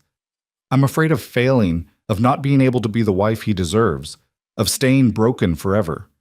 Martha was quiet for a long moment. Then she set down her glass and moved to sit on the edge of the bed, taking Emma's hand. "Let me tell you something about marriage," she said. "It's not about being perfect or whole or healed. It's about showing up every day and choosing each other, even when it's hard, especially when it's hard. Samuel and I had plenty of rough years, times when we could barely stand to be in the same room. But we kept choosing each other, kept working at it, and eventually we built something strong enough to weather any storm." "But you loved him," Emma protested. "Colt and I—" "Love can come from respect and partnership," Martha interrupted gently. "Not every marriage starts with romance, Emma, but the ones that last are built on something sturdier than passion, on trust and commitment, and the daily work of building a life together. You and Colt have the foundation. The rest can grow from there. And if it doesn't? Emma whispered. If I can never love him the way he deserves? Then you'll still have companionship and partnership and mutual care, Martha said firmly. That's more than many people get, dear. Don't discount it just because it's not what fairy tales promised you. Emma felt something ease in her chest. Martha was right. She'd been measuring this marriage against some impossible standard of romantic love, when what Colt was offering was something more practical and perhaps more valuable, a real partnership, honestly entered into, with clear expectations and mutual benefit. Thank you, she said quietly, for everything, for taking me in, for treating me like family, for raising a son who would offer marriage to a broken stranger. You're not a stranger anymore, Martha said, squeezing her hand. Tomorrow you become my daughter, not by blood, but by choice, and that counts just as much. After Martha left, Emma finished her wine and finally drifted into uneasy sleep. She dreamed of muddy roads and thunderstorms, of her father's disappointed face and her mother's fading smile, of a cowbell ringing through a blizzard. When she woke, dawn was breaking and her wedding day had arrived. Rosa came early to help with her hair and dress. Martha brought breakfast on a tray, though Emma could barely eat. By mid-morning, wagons and horses began arriving from neighboring ranches in town. Emma watched from the window as the ranch yard filled with people, far more than she'd expected. Everyone comes to weddings, Rosa explained, pinning flowers into Emma's braided hair. It's an excuse to celebrate, to forget hard work for a day. And everyone is curious about you, the mysterious Eastern woman who captured Colt's heart. I didn't capture anything, Emma murmured, but Rosa just laughed. That's not how they see it. To them, this is a romantic story. Mail-order bride loses her intended, is rescued by handsome rancher, falls in love. Like a dime novel. If only they knew the truth, Emma thought, but perhaps it was better this way. Let them have their romantic story. Reality was complicated enough without trying to explain it to curious neighbors. At noon, the circuit preacher arrived. A weathered man named Reverend Walsh, who'd been marrying and burying and baptizing Montana settlers for 20 years. He greeted Emma with kind eyes and asked if she was entering this marriage freely. Yes, she said, and was surprised to find she meant it. Not freely in the sense of having unlimited choices, but freely in the sense of choosing the best available option with clear eyes and honest intent. The ceremony was held outside under the wide Montana sky. Someone had strung lanterns between fence posts and scattered wildflowers across the grass. Ranch hands stood shoulder to shoulder with town merchants and neighboring ranchers. Martha presided over everything with quiet joy, her son's happiness written clear across her face. Emma walked from the house alone. She'd briefly considered asking old Pete or Miguel to give her away, but something in her rebelled at the symbolism. She wasn't being given from one man to another. She was choosing this, walking into it on her own feet. Colt waited at the makeshift altar, really just a wooden arch that James and the other young hands had decorated with pine boughs and ribbons. He wore his best clothes, his hair still damp from washing, and when he saw Emma approaching, the look on his face stopped her breath. It was awe, pure and simple. Not desire or possession or satisfaction, but genuine wonder, as if he couldn't quite believe his luck. You look beautiful, he said when she reached him, his voice quiet enough that only she could hear. Like grace itself. Emma felt tears prick her eyes. No one had ever looked at her like that before, like she was precious, valuable, worth treasuring. Thank you, she whispered. Reverend Walsh began the ceremony with a prayer that Emma couldn't focus on. She was too aware of Colt standing beside her, of his hand reaching for hers, of the weight of the moment settling onto her shoulders. When it came time for vows, she listened to Colt's voice, steady and sure, promising to honor and cherish her, to provide for her, to stand beside her through whatever came. Then it was her turn. She looked into those blue eyes that had first found her in the storm and spoke the words that would bind them together. I, Emma Rose Sinclair, take you, Colton James Dawson, to be my lawfully wedded husband. I promise to respect you, to work beside you, to build a life with you in honesty and trust. In times of plenty and times of want, in joy and in sorrow, I will stand with you. This is my vow."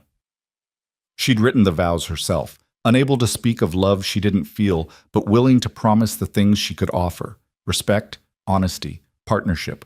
If Colt was disappointed by the omission of love, his face didn't show it.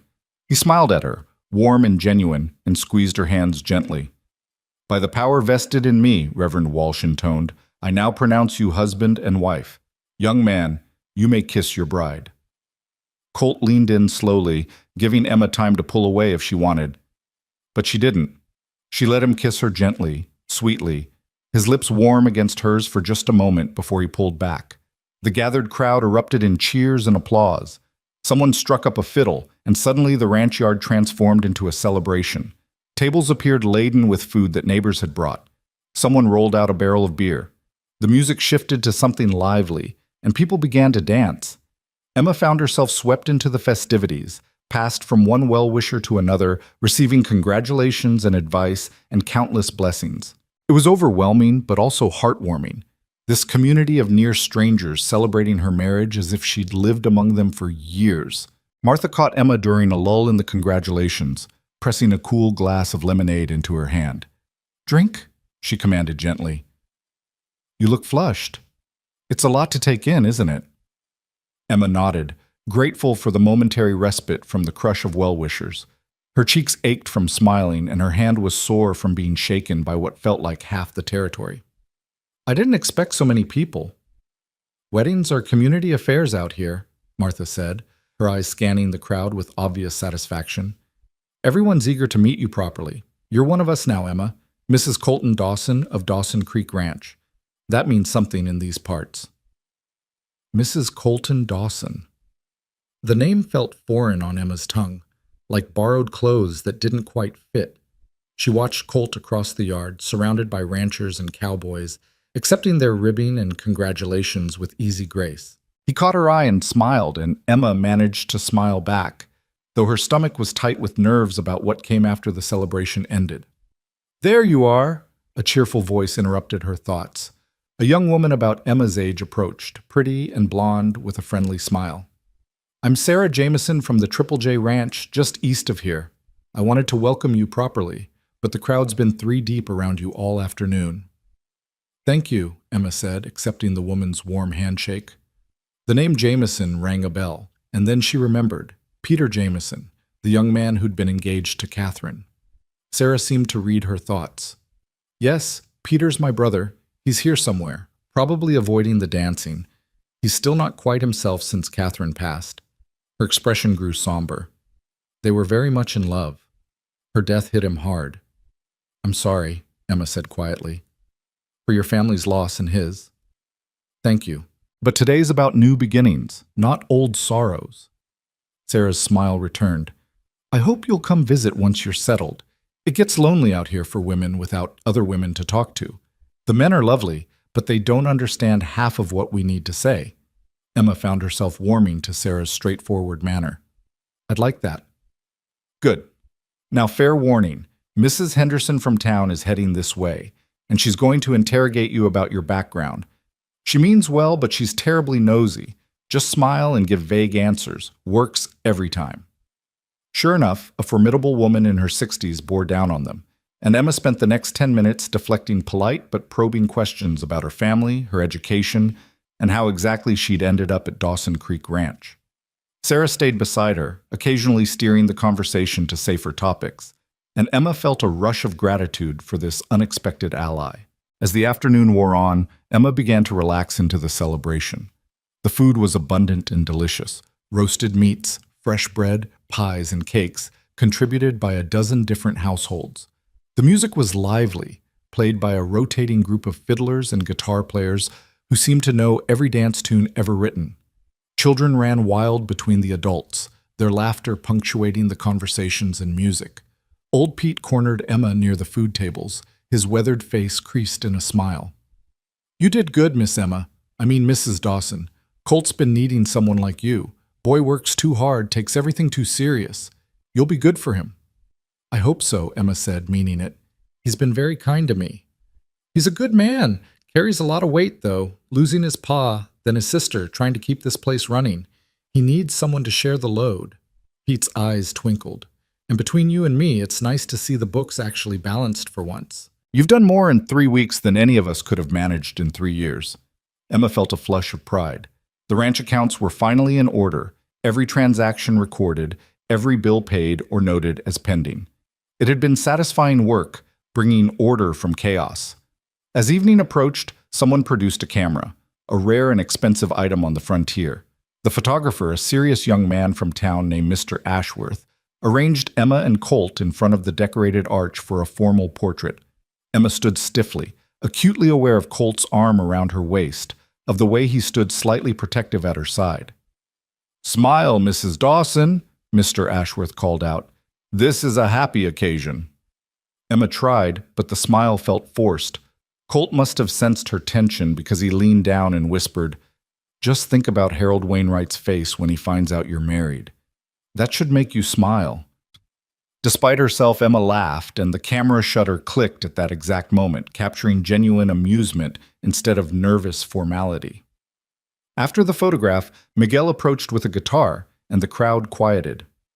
"A song for the bride and groom," he announced, and began to play something slow and sweet, singing in Spanish. Emma didn't understand all the words, but the melody was beautiful and the emotion behind it clear, a song about love found unexpectedly, about two souls finding home in each other. "Dance with your wife, Colt," Martha called out, and suddenly Emma found herself pulled into Colt's arms as the crowd formed a circle around them. "I should warn you," Colt murmured as they began to move. "I'm not much of a dancer." "Neither am I," Emma admitted. She'd learned basic steps at her finishing school, but that felt like another lifetime. They moved awkwardly at first, Colt counting under his breath, Emma trying to follow his lead. But gradually, they found a rhythm, and Emma discovered it wasn't so different from their other collaborations. A matter of paying attention, adjusting to each other, working together toward a common goal. "You did beautifully today," Colt said quietly, his breath warm against her ear. "I know this isn't easy for you." "It's not so bad," Emma replied, and was surprised to find it was mostly true. The ceremony had been nerve-wracking, but the celebration felt genuine. These people were welcoming her not because they had to, but because they wanted to. It was more than she'd expected, more than she felt she deserved. "I meant what I said earlier," Colt continued, "about you looking like Grace. You took my breath away walking toward me." Emma felt her cheeks heat. She wasn't used to compliments, especially such sincere ones. "The dress is Catherine's, and Martha's lace. I'm just borrowing—" "It's not the dress," Colt interrupted gently. "It's you. The strength in your eyes, the way you hold yourself. You've been through hell, Emma, but you're still standing, still fighting. That's beautiful." Emma didn't know how to respond to that, so she simply let herself lean a little closer, let herself take comfort in his solid presence. Around them, other couples had joined the dance, and the circle had dissolved into a general celebration of movement and music. When the song ended, Colt released her reluctantly, and Emma was immediately claimed by Miguel for the next dance, then James, then several other ranch hands and neighbors. She danced until her feet ached, and her borrowed shoes felt too tight, until the sun began to set and lanterns were lit to hold back the gathering darkness. The evening took on a magical quality as twilight deepened into night.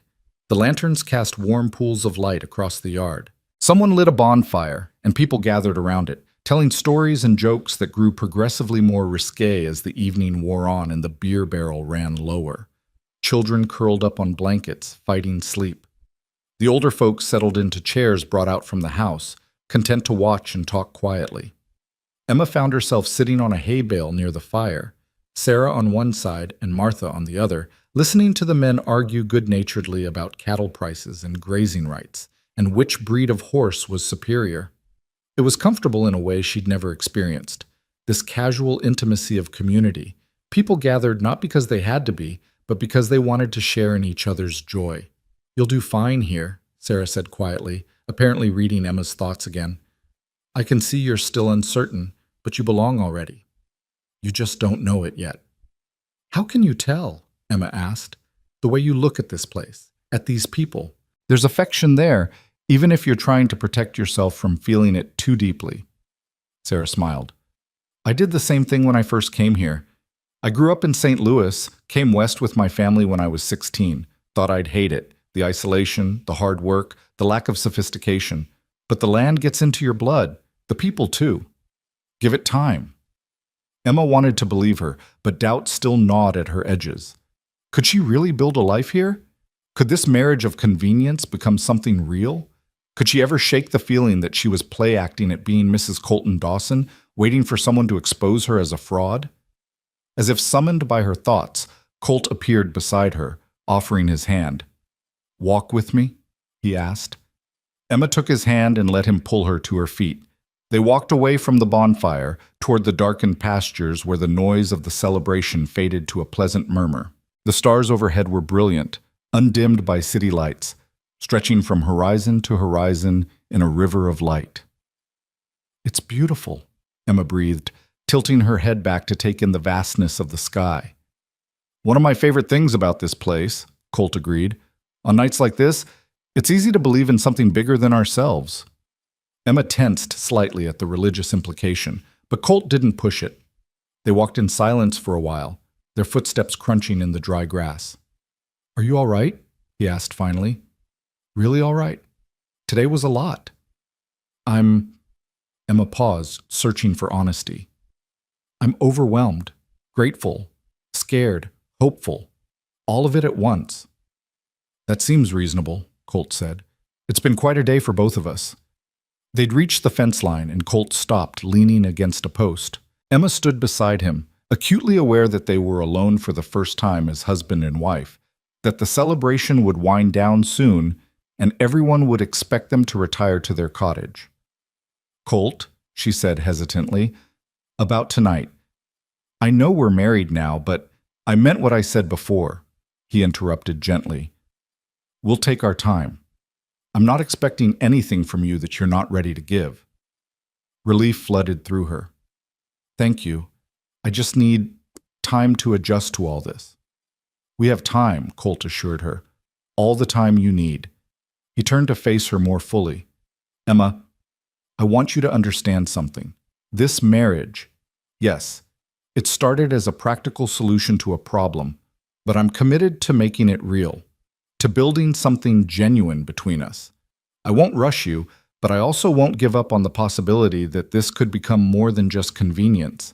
Emma looked up at him, at his honest face in the starlight, and felt something shift in her chest. Not love. She wasn't ready to call it that.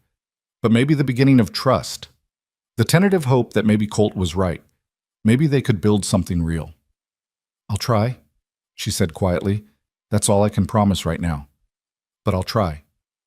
"That's all I'm asking." Colt smiled and offered his arm. "Now, shall we return to our guests? I believe Martha was organizing some kind of charivari, and I'd like to head that off before it gets too out of hand." Emma laughed, the tension breaking. "What's a charivari?" "Trust me, you don't want to know. It involves noise-making outside the newlyweds' cottage and generally embarrassing everyone involved. It's tradition, but I'm hoping we can convince them we're too dignified for such things." They returned to find the party indeed winding down. Families with children were packing up, calling out final congratulations. The older folks were settling their accounts of who'd ride with whom back to town or neighboring ranches.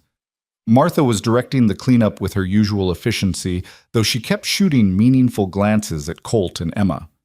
Peter Jameson approached them hesitantly.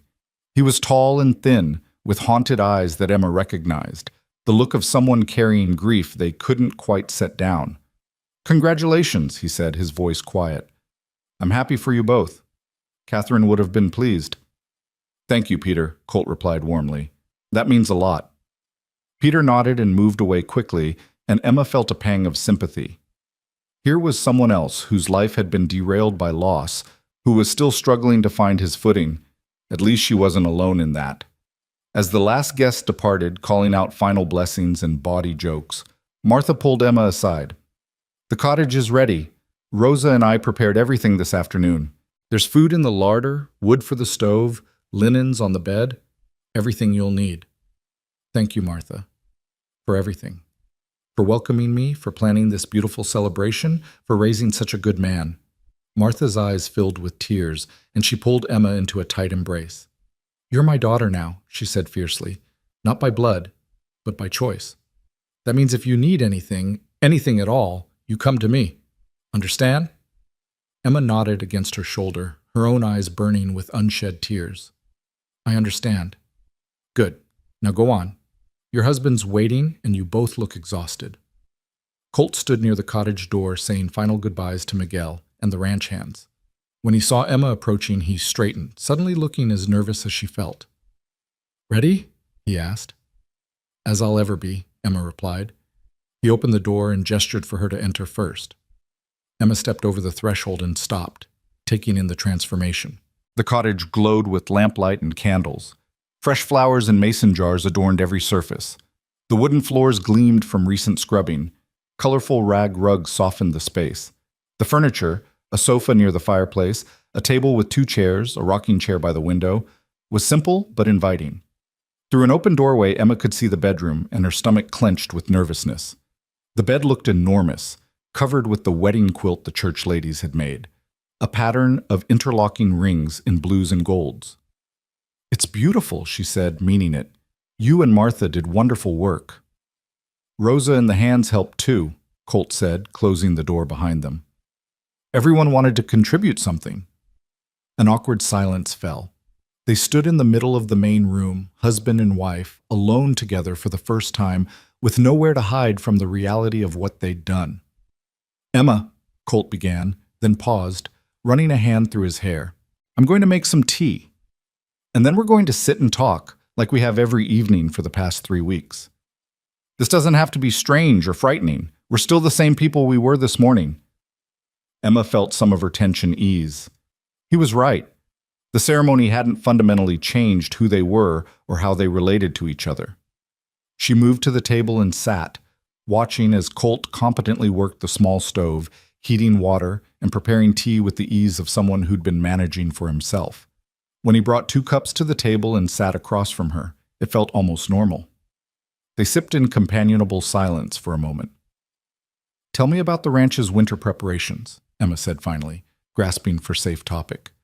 You mentioned you'd need to make some decisions soon about which cattle to keep and which to sell. Colt's face relaxed into relief at the familiar subject, and they spent the next hour discussing ranch business, the economics of winter feeding, the quality of their breeding stock, the repairs needed before the first snow. It was comfortable, engaging, and entirely unsexy, which seemed to suit them both perfectly. Eventually, though, exhaustion caught up with them. Emma found herself stifling yawns, and Colt's eyes were heavy-lidded. We should sleep, he said finally. It's been a long day. Emma's heart rate picked up again. Yes. Colt stood and moved to a trunk in the corner, pulling out a blanket and pillow. I'll sleep on the sofa tonight. Give you privacy to settle in. Colt, you don't have to. I want to, he interrupted gently. Emma, we have the rest of our lives to figure out the sleeping arrangements. Tonight, you need rest more than anything else. Go on, the bedroom's yours.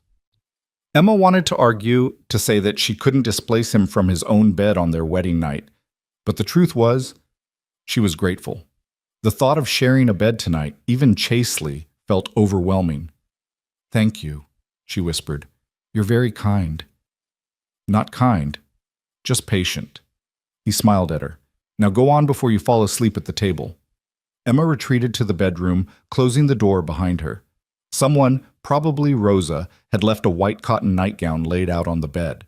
Emma changed quickly, braided her hair, and slipped between the sheets. They smelled of lavender and sunshine, fresh from the line.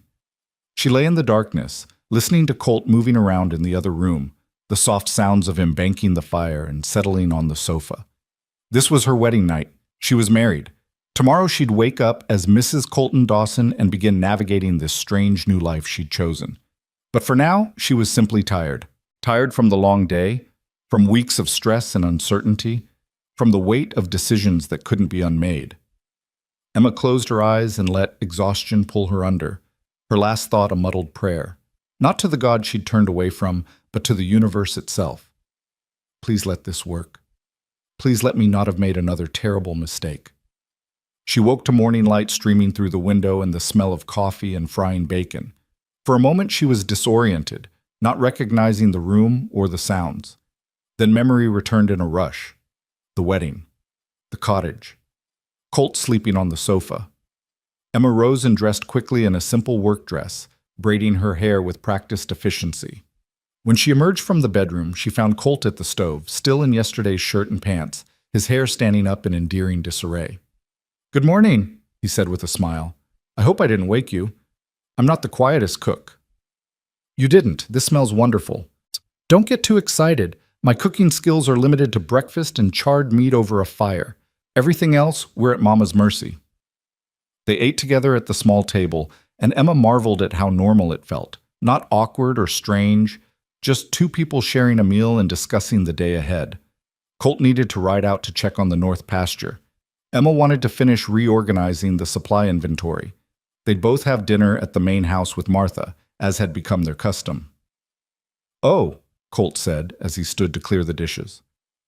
"I almost forgot." He walked to a shelf and retrieved a small wooden box. "This is for you. Was going to give it to you yesterday, but with everything happening, it slipped my mind." Emma opened the box to find a simple gold band. Not fancy or ornate, just a smooth circle of polished gold. "Colt, It was my grandmother's," he explained. "Mama gave it to me last week, said it should go to my wife. If you don't like it, we can get something different in town, but—" "It's perfect," Emma interrupted, slipping it onto her finger. It fit perfectly, as if it had been made for her. "Thank you." Colt's answering smile was warm enough to make her heart skip. "You're welcome. Now, I should get to work before Mama sends someone to check on us." After he left, Emma stood in the cottage for a long moment, just taking it in. This was her home now, her space. She ran her fingers over the furniture, the books on the shelf, the colorful pottery Rosa had contributed. It wasn't much by Boston standards, but it was hers. The day passed in the comfortable rhythm of work. Emma spent the morning cataloging supplies, making lists of what they'd need before winter. Martha came by around midday with fresh bread and news that Harold Wainwright had stopped by the main house that morning, demanding to speak with Emma. "I told him you were indisposed," Martha said with satisfaction. "That as a newly married woman you were busy settling into your new home. You should have seen his face when I told him you'd married Colt." "Was he angry?" Emma asked, feeling a twinge of anxiety. "Furious, turned purple and started blustering about debts and contracts. I told him to take it up with Colt, as your husband was now responsible for any affairs you might have." Martha's smile was fierce. "He left in quite a huff. I don't think we'll be troubled by him again." Emma felt a weight lift from her shoulders. The debt that had hung over her for weeks was finally resolved. She was protected, legally and practically, from Wainwright's schemes. It had cost her her independence, but the price no longer seemed quite so high. That evening, they gathered at the main house for dinner. It was just the four of them: Emma, Colt, Martha, and Rosa, who Martha had insisted join them. They ate roast chicken and potatoes, and Martha regaled them with stories of yesterday's guests and their reactions. "Mrs. Henderson was beside herself with curiosity," Martha laughed. "Kept asking leading questions, trying to find out where you really came from, Emma, and why such a refined lady would end up out here.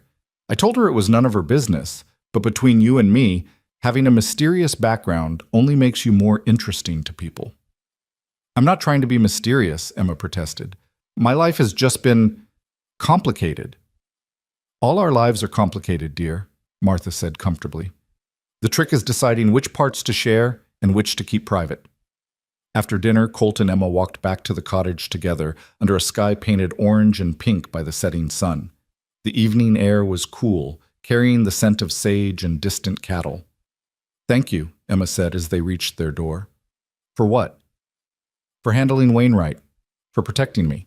For making this easier than it had any right to be." Colt stopped, turning to face her. "Emma, you don't need to thank me for basic decency. We're in this together now. Your problems are my problems, and vice versa." "Still," Emma insisted, "you've been kind when you didn't have to be.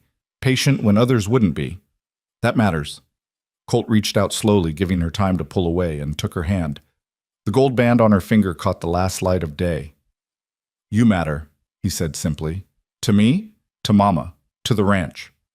You've brought light back to this place, Emma. Don't discount that."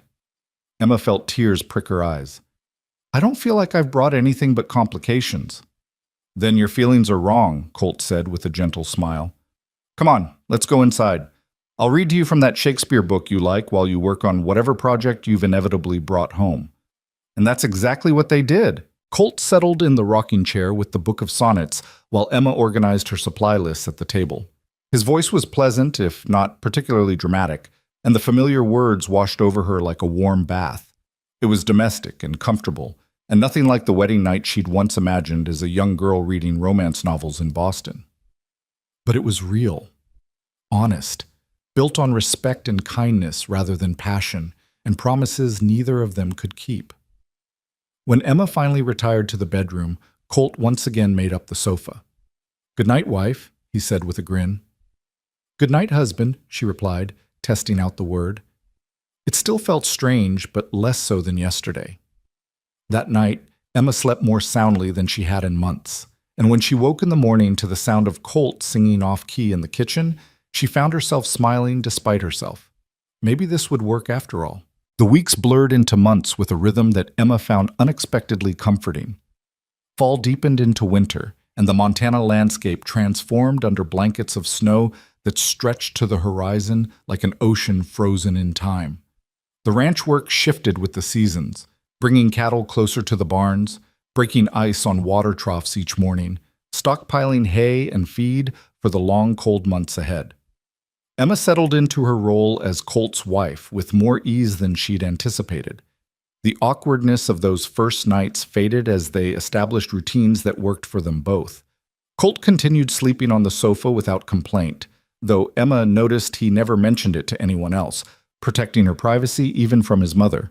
They worked side by side during the days, Emma managing the books and correspondence while Colt handled the physical labor of ranching, and spent their evenings in quiet companionship, reading or talking or simply existing together in comfortable silence.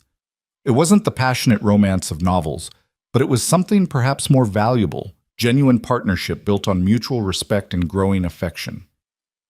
3 months after the wedding, on a bitterly cold January morning, Emma sat at the kitchen table in the cottage working through supply orders when she heard horses approaching. Through the frost-edged window, she saw 2 riders, Sheriff Morrison from Clearwater, and a man she didn't recognize wearing a judge's formal coat despite the weather. Her heart sank. The circuit judge. She'd known he was due to arrive eventually, but she'd allowed herself to hope that Wainwright had given up his pursuit of the debt. Apparently hope had been premature. Colt emerged from the barn as the riders dismounted, and Emma watched through the window as they spoke. Even from a distance, she could read tension in Colt's posture. After a few minutes of conversation, he turned toward the cottage and gestured for her to come out.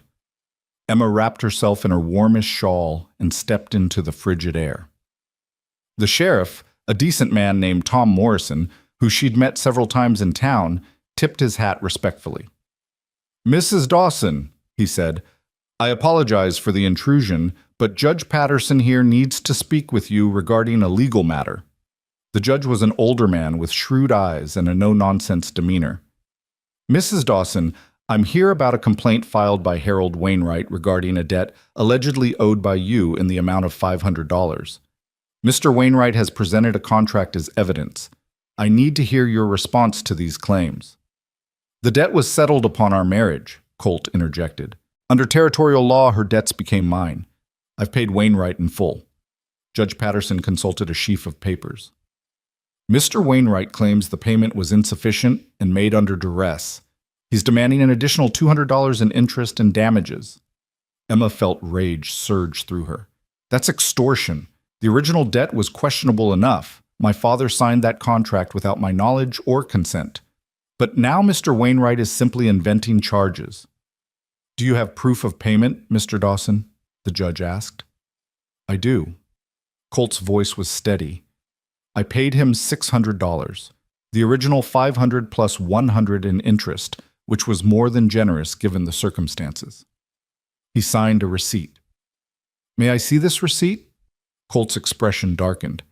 He took it with him, said he needed it for his records. I assumed, foolishly it seems, that his word as a gentleman would be sufficient.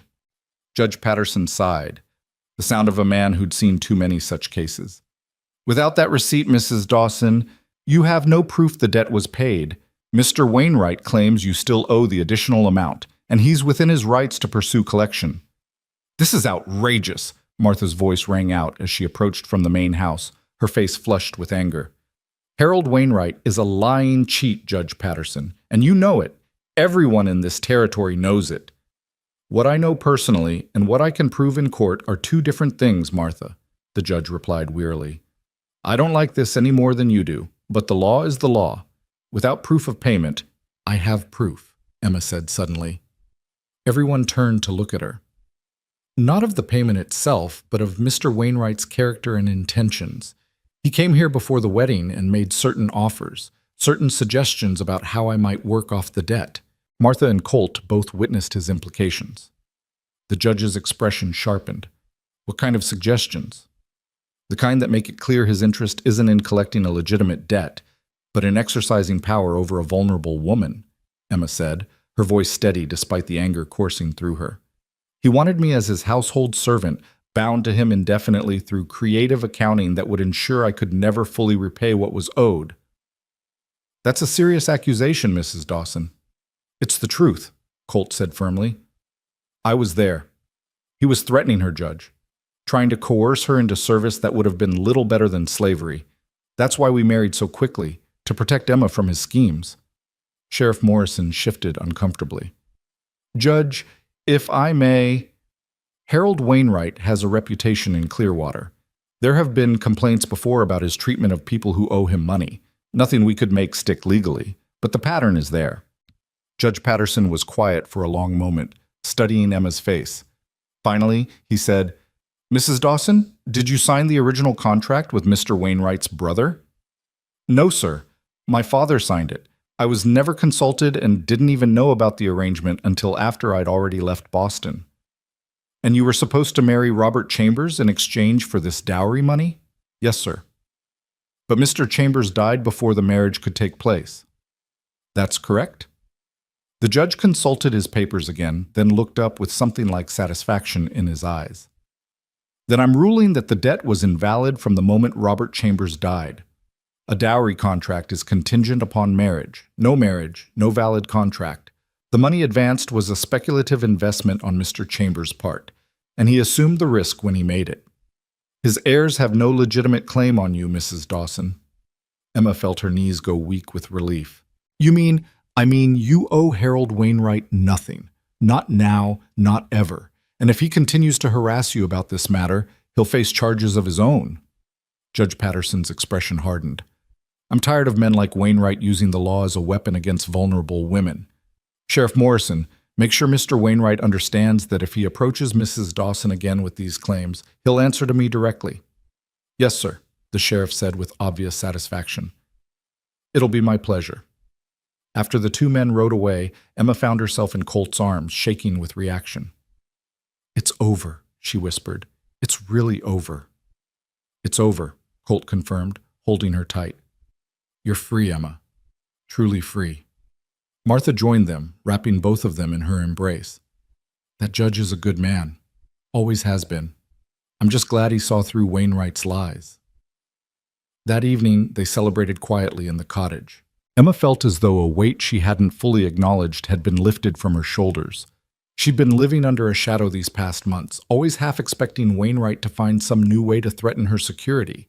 Now that shadow was gone, banished by a judge's ruling and the protection of the law she'd once feared would work against her. You know what this means, Colt said as they sat by the fire after dinner. You're not bound to this marriage anymore. The legal protection was the main reason, well, one of the main reasons, you agreed, but now you don't need it. If you wanted to annul the marriage, we could probably find grounds. Emma looked at him sharply. Is that what you want? No, Colt said immediately, then seemed to catch himself. But what I want isn't the point. You should have the choice, Emma. Real choice. Not choice made under duress. Emma was quiet for a long moment, examining her own heart with the same careful attention she gave the ranch ledgers. What did she want? 3 months ago, she would have said freedom, to leave, to start over somewhere new, to rebuild her life without obligations to anyone. But now? I don't want an annulment, she said finally. This marriage, it's become real to me, Colt. Not in the way I once imagined marriage would be, but real nonetheless. You're my partner, my friend. This is my home. Why would I give that up? The expression on Colt's face was worth every moment of uncertainty. Relief and joy and something deeper, something that made Emma's breath catch. I'm glad, he said simply, because I've come to care for you, Emma, more than I probably should, given our agreement. But I can't help it. You've become essential to me. Emma felt her heart beating faster. Essential? Essential, Colt confirmed. He moved from his chair to kneel beside where she sat, taking her hands in his.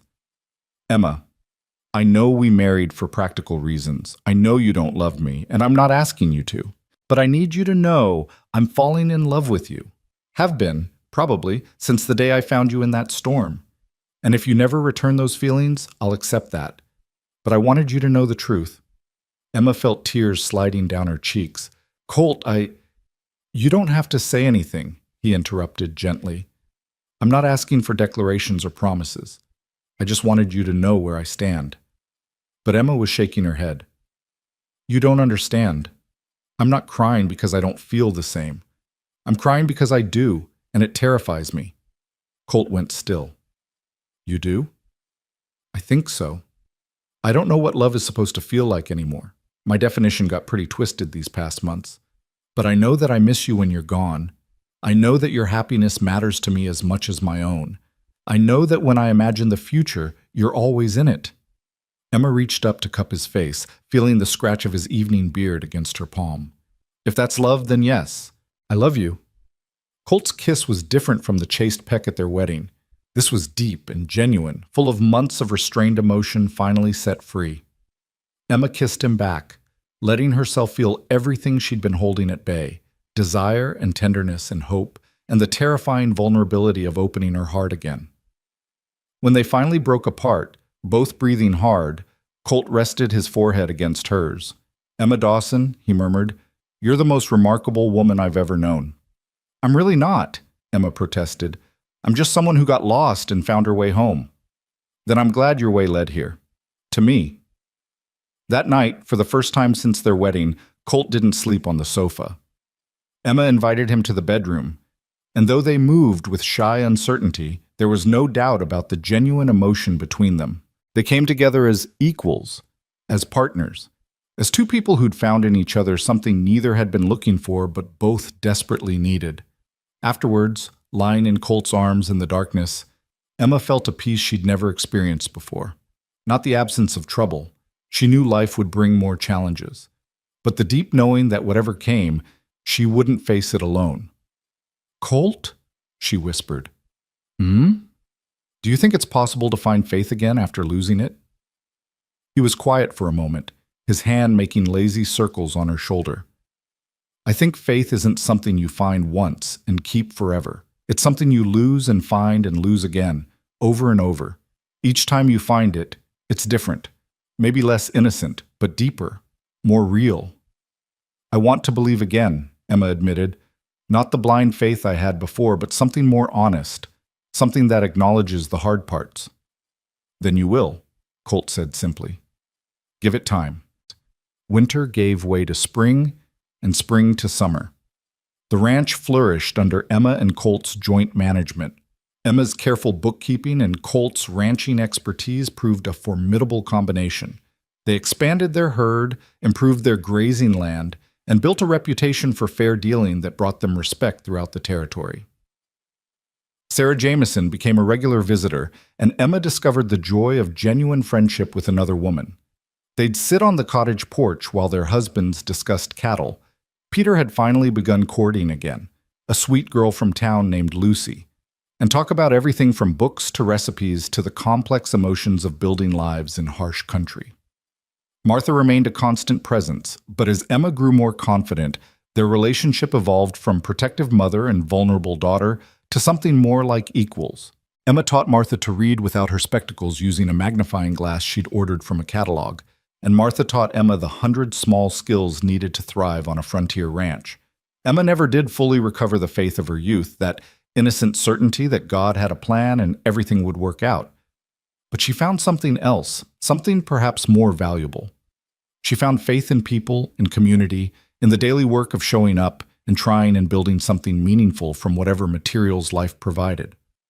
On Sunday mornings, she and Colt attended the small church in Clearwater. Emma didn't always agree with Reverend Walsh's sermons, and sometimes she sat through the service feeling more doubt than devotion. But she kept going, kept trying, kept leaving space for the possibility that maybe, just maybe, there was something larger than herself at work in the world. One evening in late summer, as they sat on their porch watching the sun set over the mountains, Emma pulled out a letter she'd received that morning. It was from her father, his first response to the letters she'd been sending him every few months. "What does he say?" Colt asked, seeing her hesitation. Emma unfolded the thin paper and read aloud. "My dearest Emma, I cannot tell you what it meant to receive your letters and know you are safe and it seems happy. I have carried such guilt these past months, knowing what my weakness cost you. Your uncle has helped me find work as a bookkeeper. Ironic, isn't it, that I can manage other people's accounts, even as I destroyed my own. I am sober now, attending church again, trying to rebuild my life into something resembling respectability. I do not ask your forgiveness. I have no right to such a gift. But I want you to know that I am proud of you. Proud of your strength, your resilience, your ability to build a life from the ashes I left you. Your mother would be proud too. I hope someday you might find it in your heart to write me again. If not, I understand. Your loving father, Joseph." Emma finished reading and found tears on her cheeks. "He's trying," she said quietly. "That's something." "It's more than something," Colt said, putting his arm around her shoulders. "It's everything. Takes courage to admit you were wrong, to try to make amends." "I think I might be ready to forgive him," Emma admitted. "Not forget. I'll never forget what he did. But forgive. Let go of the anger. It's exhausting carrying it around." "Then forgive him," Colt encouraged. "For your sake, not his." Emma wrote back that evening, a longer letter than her previous brief updates. She told her father about the ranch, about Colt and Martha, about the life she was building in Montana. She didn't absolve him of his mistakes, but she did leave the door open for something like reconciliation. It felt like setting down a heavy burden she'd been carrying since Boston. As summer turned to fall again, Emma discovered she was pregnant. The realization came with a mix of emotions, joy and fear and wonder and anxiety all tangled together.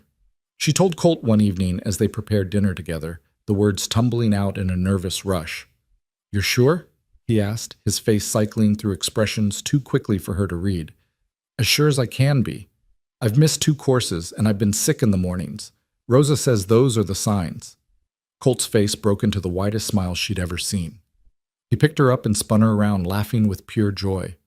"We're having a baby! Emma, we're having a baby!" His enthusiasm was infectious, and Emma found her own anxiety melting into excitement. "We're having a baby," she repeated, testing the words. "I'm going to be a mother." "And I'm going to be a father." Colt set her down carefully, suddenly treating her like she was made of glass. "Are you happy? I know this is fast, we've only been married a year, but are you happy?" Emma thought about it, really examined her feelings. A year ago she would have been terrified. But now, with the ranch prospering and her marriage strong and a community around her, she found she was genuinely excited. "I'm happy," she said and meant it. "I'm really, truly happy." Martha cried when they told her, tears of joy streaming down her weathered face. "A grandchild," she kept saying. "I'm going to be a grandmother. Oh, Samuel would be so pleased. And Catherine, she always wanted to be an aunt." The pregnancy progressed smoothly through the fall and into winter. Emma continued working on the ranch books until she grew too uncomfortable to sit at the desk for long periods. The community rallied around her. Sarah organized a quilting bee to make baby blankets. Rosa taught her about caring for infants, and Martha prepared the small room off the main bedroom as a nursery. Colt became even more protective, hovering constantly until Emma had to gently remind him that women had been having babies since the beginning of time, and she was quite capable of managing. But she found his concern endearing, this strong man reduced to nervous excitement by the prospect of fatherhood. In late March, as winter began its grudging retreat, Emma went into labor.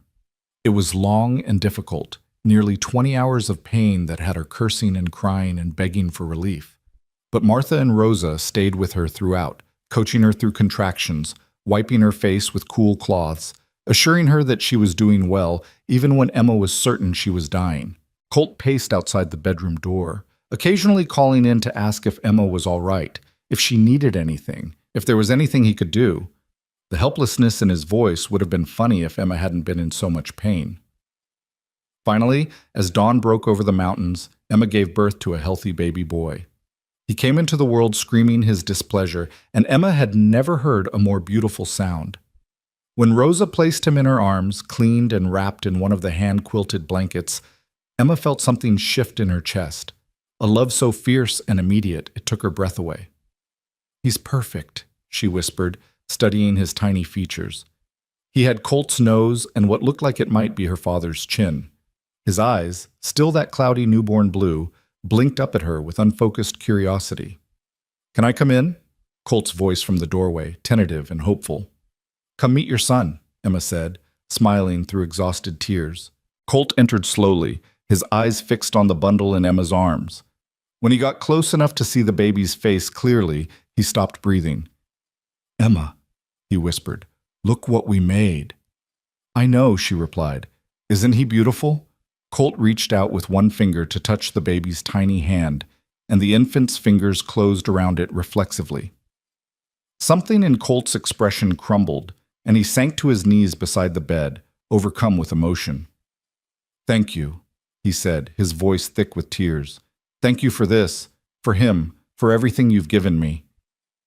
"We made him together," Emma reminded him gently. "This miracle is ours, Colt." They named him Samuel Joseph, Samuel for Colt's father, Joseph for Emma's. It felt like a bridge between their pasts and their future, honoring where they'd come from while claiming who they were becoming. The years that followed were full of the small joys and large struggles that make up a life. They had 2 more children, a daughter named Catherine Rose and another son they called James. The ranch continued to prosper. They weathered droughts and hard winters, market fluctuations, and the occasional crisis, but they weathered them together. Emma never did fully return to the unquestioning faith of her youth, but she found something better, a mature faith that could hold doubt and certainty together, that acknowledged suffering while still believing in grace, that saw God not as a distant judge, but as present in the everyday acts of love and kindness that knitted their community together. She kept her mother's Bible, now worn from use, and read it most mornings before the children woke. Sometimes the words brought comfort, sometimes they brought questions. But she kept reading, kept searching, kept leaving space for mystery and wonder in her understanding of the divine. On their 20th wedding anniversary, Colt presented Emma with a leather-bound journal. Inside, in his careful handwriting, so much improved from those early ledger entries, he'd written something that brought tears to her eyes. "My dear Emma," it read, 20 years ago, I found you kneeling in the mud, saying goodbye to God. Some call it luck that I came along when I did. I call it providence. You were the answer to a prayer I didn't know I'd made. You've brought light and love and laughter into my life. You've given me children and partnership and the kind of deep companionship that makes every day an adventure. Thank you for taking a chance on a broken cowboy. Thank you for building this life with me. Thank you for being exactly who you are. All my love, always, Colt." Emma read it through tears, then looked up to find her husband watching her with those same blue eyes that had first found her in the storm. "You've made me so happy," she said simply, "happier than I ever thought possible." "Good," Colt replied, pulling her into his arms. "That was always the plan." That evening, they stood together on the porch of the cottage, expanded now to accommodate their growing family, and looked out over Dawson Creek Ranch. The land stretched before them, golden in the evening light. Their children played in the yard, Samuel teaching his younger siblings to rope fence posts. Martha sat in her rocking chair on the main house porch, watching her grandchildren with obvious delight. Emma leaned against Colt's shoulder, feeling the solid strength of him, and thought about the journey that had brought her here, the losses and disappointments, the broken dreams and shattered faith, the desperate prayer in the mud and the stranger who'd appeared through the storm. She'd left Boston with doubt and fear, certain that God had abandoned her. But standing here, surrounded by the life she and Colt had built together, Emma realized something. Maybe God hadn't abandoned her at all. Maybe he'd simply been preparing her for something she never could have imagined, a love deeper than romance, a faith more honest than platitudes, a home built not on certainty, but on the daily choice to show up, to try, to believe in possibility even when outcomes were uncertain. "What are you thinking about?" Colt asked, his arm tightening around her waist. "About roads," Emma said. "How sometimes the broken ones lead exactly where we need to go." "That's pretty philosophical for a Wednesday evening," Colt teased gently. Emma smiled. "I'm a philosophical woman. You should know that by now." "I do know it. It's one of the things I love most about you." As the sun set behind the mountains, painting the sky in shades of gold and crimson, Emma felt a sense of peace settle over her like a blessing. This was grace, she realized. Not the absence of pain or the guarantee of easy answers, but the presence of love and community and purpose, even in the midst of difficulty. She had come to Montana Territory expecting to find a husband she'd never met and build a life according to someone else's plan. Instead, she'd found herself, found her strength, found a partner who saw her not as property or obligation, but as an equal, a companion, someone worth cherishing. And maybe, just maybe, she'd found God again too. Not the God of her childhood certainty, but something truer. A presence in the laughter of her children, in the warmth of her husband's embrace, in the daily work of loving and being loved, in the mercy of second chances and the grace of new beginnings. The broken road had led her home, not to the place she'd intended, but to the place she belonged.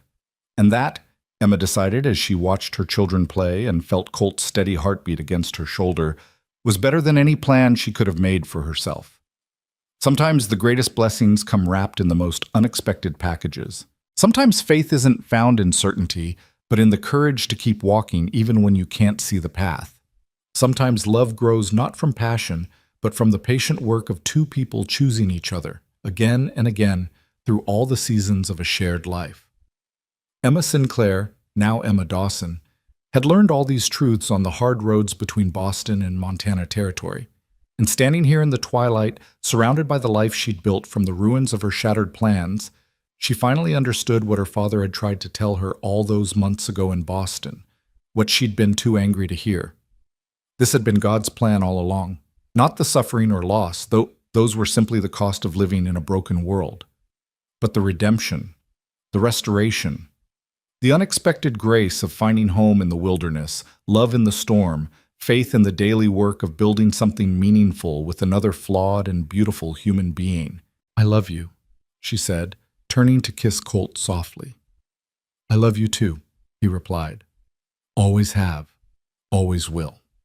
And as the stars began to appear in the darkening sky above Montana, the same stars that had guided her west, that had witnessed her despair and watched her healing, Emma closed her eyes and whispered a prayer, not a plea for help or a desperate bargaining, simply gratitude.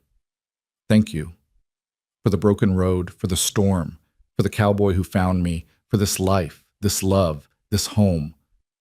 Thank you for not giving up on me, even when I gave up on you. Thank you for leading me exactly where I needed to be. The words felt right in a way her prayers hadn't for a long time. Honest, real, full of hard-won wisdom and genuine appreciation. Faith, Emma had learned, wasn't about never doubting.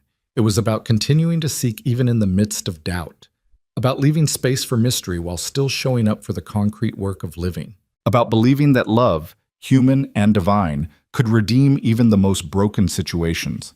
She had lost her faith on the road to Montana, but she had found something better, a faith tempered by fire, stronger for having been tested, flexible enough to hold both questions and convictions. And she had found love, real, honest, imperfect love with a man who saw her completely and chose her anyway, who had taken her hand in the storm and never let go. That was grace enough for any lifetime. As they turned to go inside, calling the children in for supper, Emma looked back one more time at the land stretching out to meet the sky. Tomorrow would bring new challenges. The work of ranching never ended. Children would test boundaries, crops might fail, cattle could sicken, money might grow tight. But whatever came, she would face it with Colt beside her, with Martha's wisdom to guide them, with a community that had claimed her as their own, and with a faith that could bend without breaking. The mail-order bride who had lost everything had found what she needed most. Not in the destination she'd planned, but in the detour she'd never expected. Not in certainty, but in trust. Not in independence, but in partnership. And in a cottage on the wide Montana plains, under a sky full of stars, Emma Dawson finally felt complete. Finally felt home. Finally felt found. The broken road had led her here, and here, surrounded by love and purpose, and the daily grace of building a life with someone who truly saw her, was exactly where she belonged.